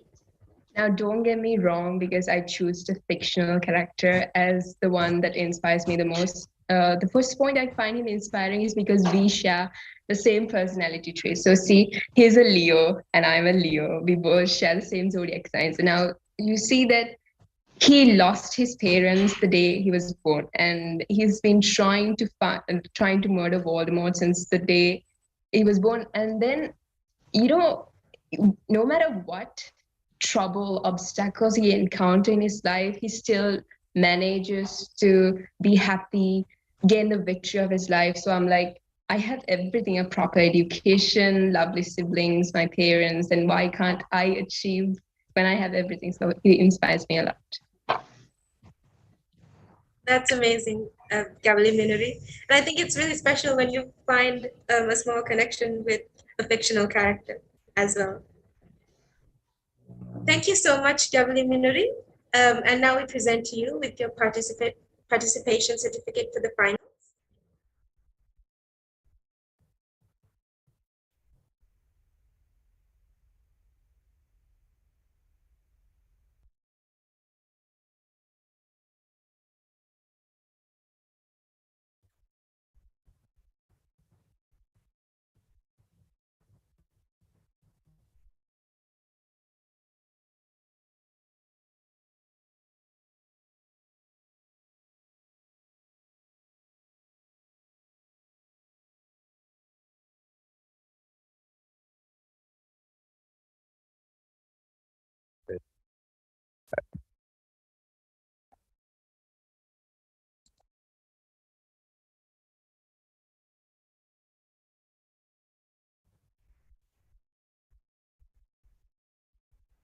Thank you, Gavel Muniri. And last but not least, I call upon Gavel Mihita Padbere.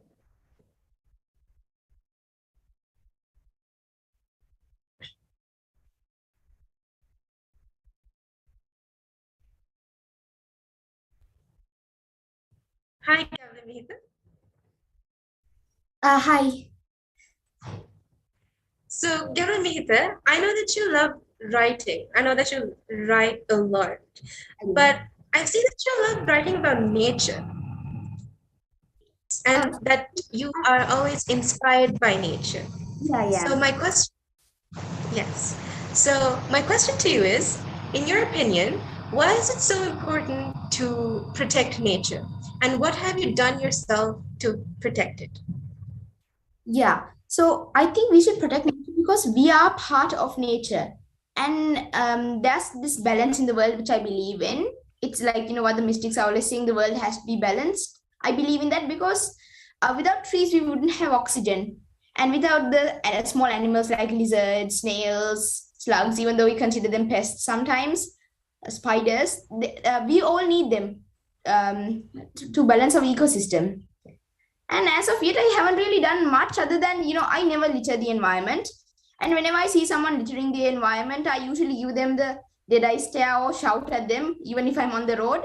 And even today, I saw someone smoking on the road, and that really makes me mad when someone smokes because the smoke from the cigars, like they burn up the atmosphere.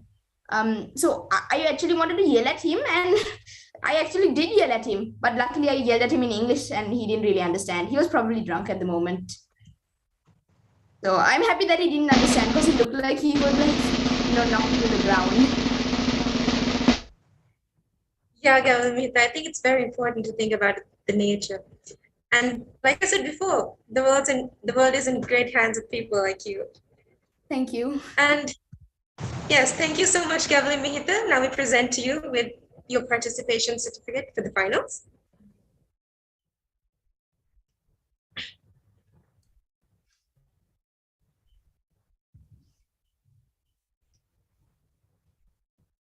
Thank you so much. Right. Okay, thank you. And with that, everyone, we've come to the end of the interviews of the contestants. And ladies and gentlemen, the judges' deliberations are over and the results are in. First, I'm pleased to announce that there were no timing disqualifications. And now we enter the most awaited moment, the moment of truth. Which of these finalists will win the grand trophy of Omnifarious 2022?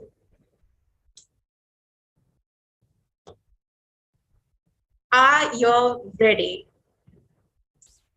In third place, we have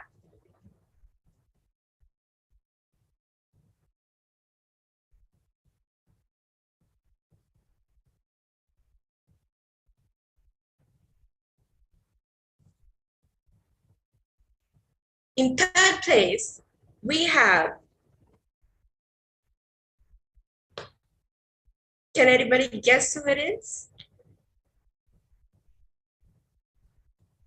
I guess not.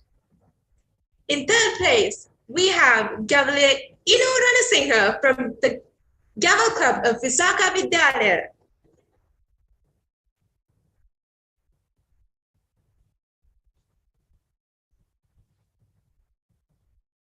Congratulations, Gavel Ranasinghe. And in second place, we have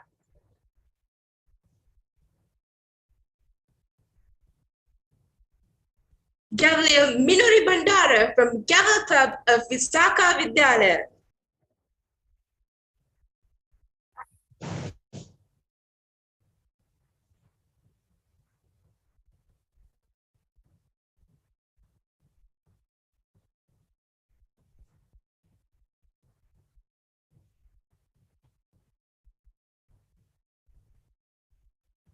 Congratulations, Gavel Minori. And in first place, we have the winner of Omnifarious 2022. Gavalier Kinisha Waduge from Hillwood College Gavel Club.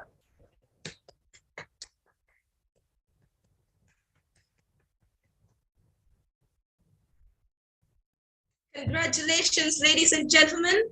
Let us now take a moment to recognize the top 3 winners of today's contest.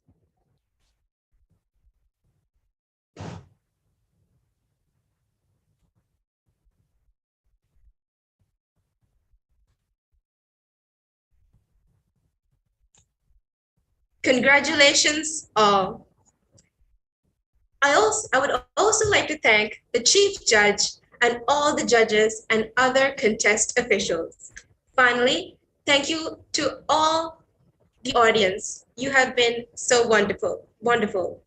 Stay safe and good night. Thank you, Gavel Savimbi.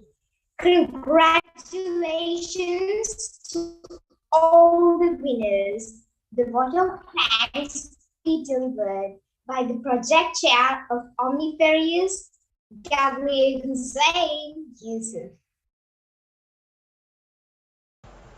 Am I visible and audible? Yes, you are. Respected and our most distinguished chief guest of the day, Mr. Kumar Sangakkara. Respected Chief Judge, Toastmaster Sharifa Yusuf. Our beloved councillors, Toastmaster Khadija Irshad, and distinguished Toastmaster Vishanti Emmanuel. Honorable speakers, and my fellow Toastmasters, cavaliers, speakers, and guests. I deem it a great honor to propose the vote of thanks to all who have helped us in making this competition such a resounding success. First of all, I would like to propose our heartiest gratitude to our chief guest, Mr. Kumar Sangakkara, for gracing today's contest. Since he was already thanked during his presence for this event, we would further extend our gratitude to him in person with the presentation of the token of appreciation. Our dear finalists, each and every one of you is a winner today, and all of you, without exception, did a brilliant job despite your personal challenges. Congratulations to all of you. Thank you for enriching our world with your messages and making this contest interesting and meaningful. I would like to express a profound gratitude to our Chief Judge for the finals, Toastmaster Sharifa Yusuf, and our Chief Judge until the semifinals, distinguished Toastmaster Dinuk Silva, for all your support throughout the planning of this contest. Thank you for taking our contest calls and helping us make Omnifarious a reality. To our parent Gavel Club, to our parent Toastmasters Club, the Colombo Toastmasters, the President, Distinguished Toastmaster Shyamali Jayasekara and her team, and all our past Gavel councillors, a big thank you to you for always standing by our side. Our beloved councillor, Toastmaster Khadija Irshad. None of this would have happened if it was not for your continuous guidance and support. You took our calls at odd times. We probably gave you nightmares with our numerous missed calls and guided us every step of the way. With the silly mistakes we made. And yes, I have to mention how we still thought that we wanted to conduct this as a physical event. And thanks to you, we learned much more in this virtual environment. This has been an experience to remember. Thank you, Ms. Khadija, for all the support and hard work you put into helping us make this contest an outstanding success. And a small note of thank you for the pizza. My dear organizing committee, words are just not enough to thank you all who have made this contest a grand success. My heartfelt gratitude to each of you for every bit of effort put in. Rabita, you are a truly awesome president and a great partner to work with. And we will surely miss those long calls. Thank you, Rabita, for believing in me and allowing me to chair this amazing project. This event was not an easy task to organize. The work that went behind this event was tremendous. Thanks to the long weekend, during the past few days, we had Gaveliers in the organizing committee connecting together from different corners of the country. We have been wading through power cuts, mosquitoes in the outdoors, and of course, enraged grandmothers and disapproving parents when we worked through the night. Thank you to each and every one of you for your commitment. This brings me to thank our Zoom team, who were always on standby to help contestants and any attendees with any technical difficulties that they might have faced. Those late night meetings, the never ending test runs, the annoying network issues, through it all, you were all excellent and more than patient. I truly appreciate the hard work and commitment you put in. Finally, the wonderful guests who have turned up for this event, not only on the Zoom platform, but also on the live streams that are happening on YouTube and Facebook as well. Our heartfelt gratitude and appreciation to you. Once again, I thank you all for your support, love, and belief in us. Thank you, and have a wonderful night. Over to you.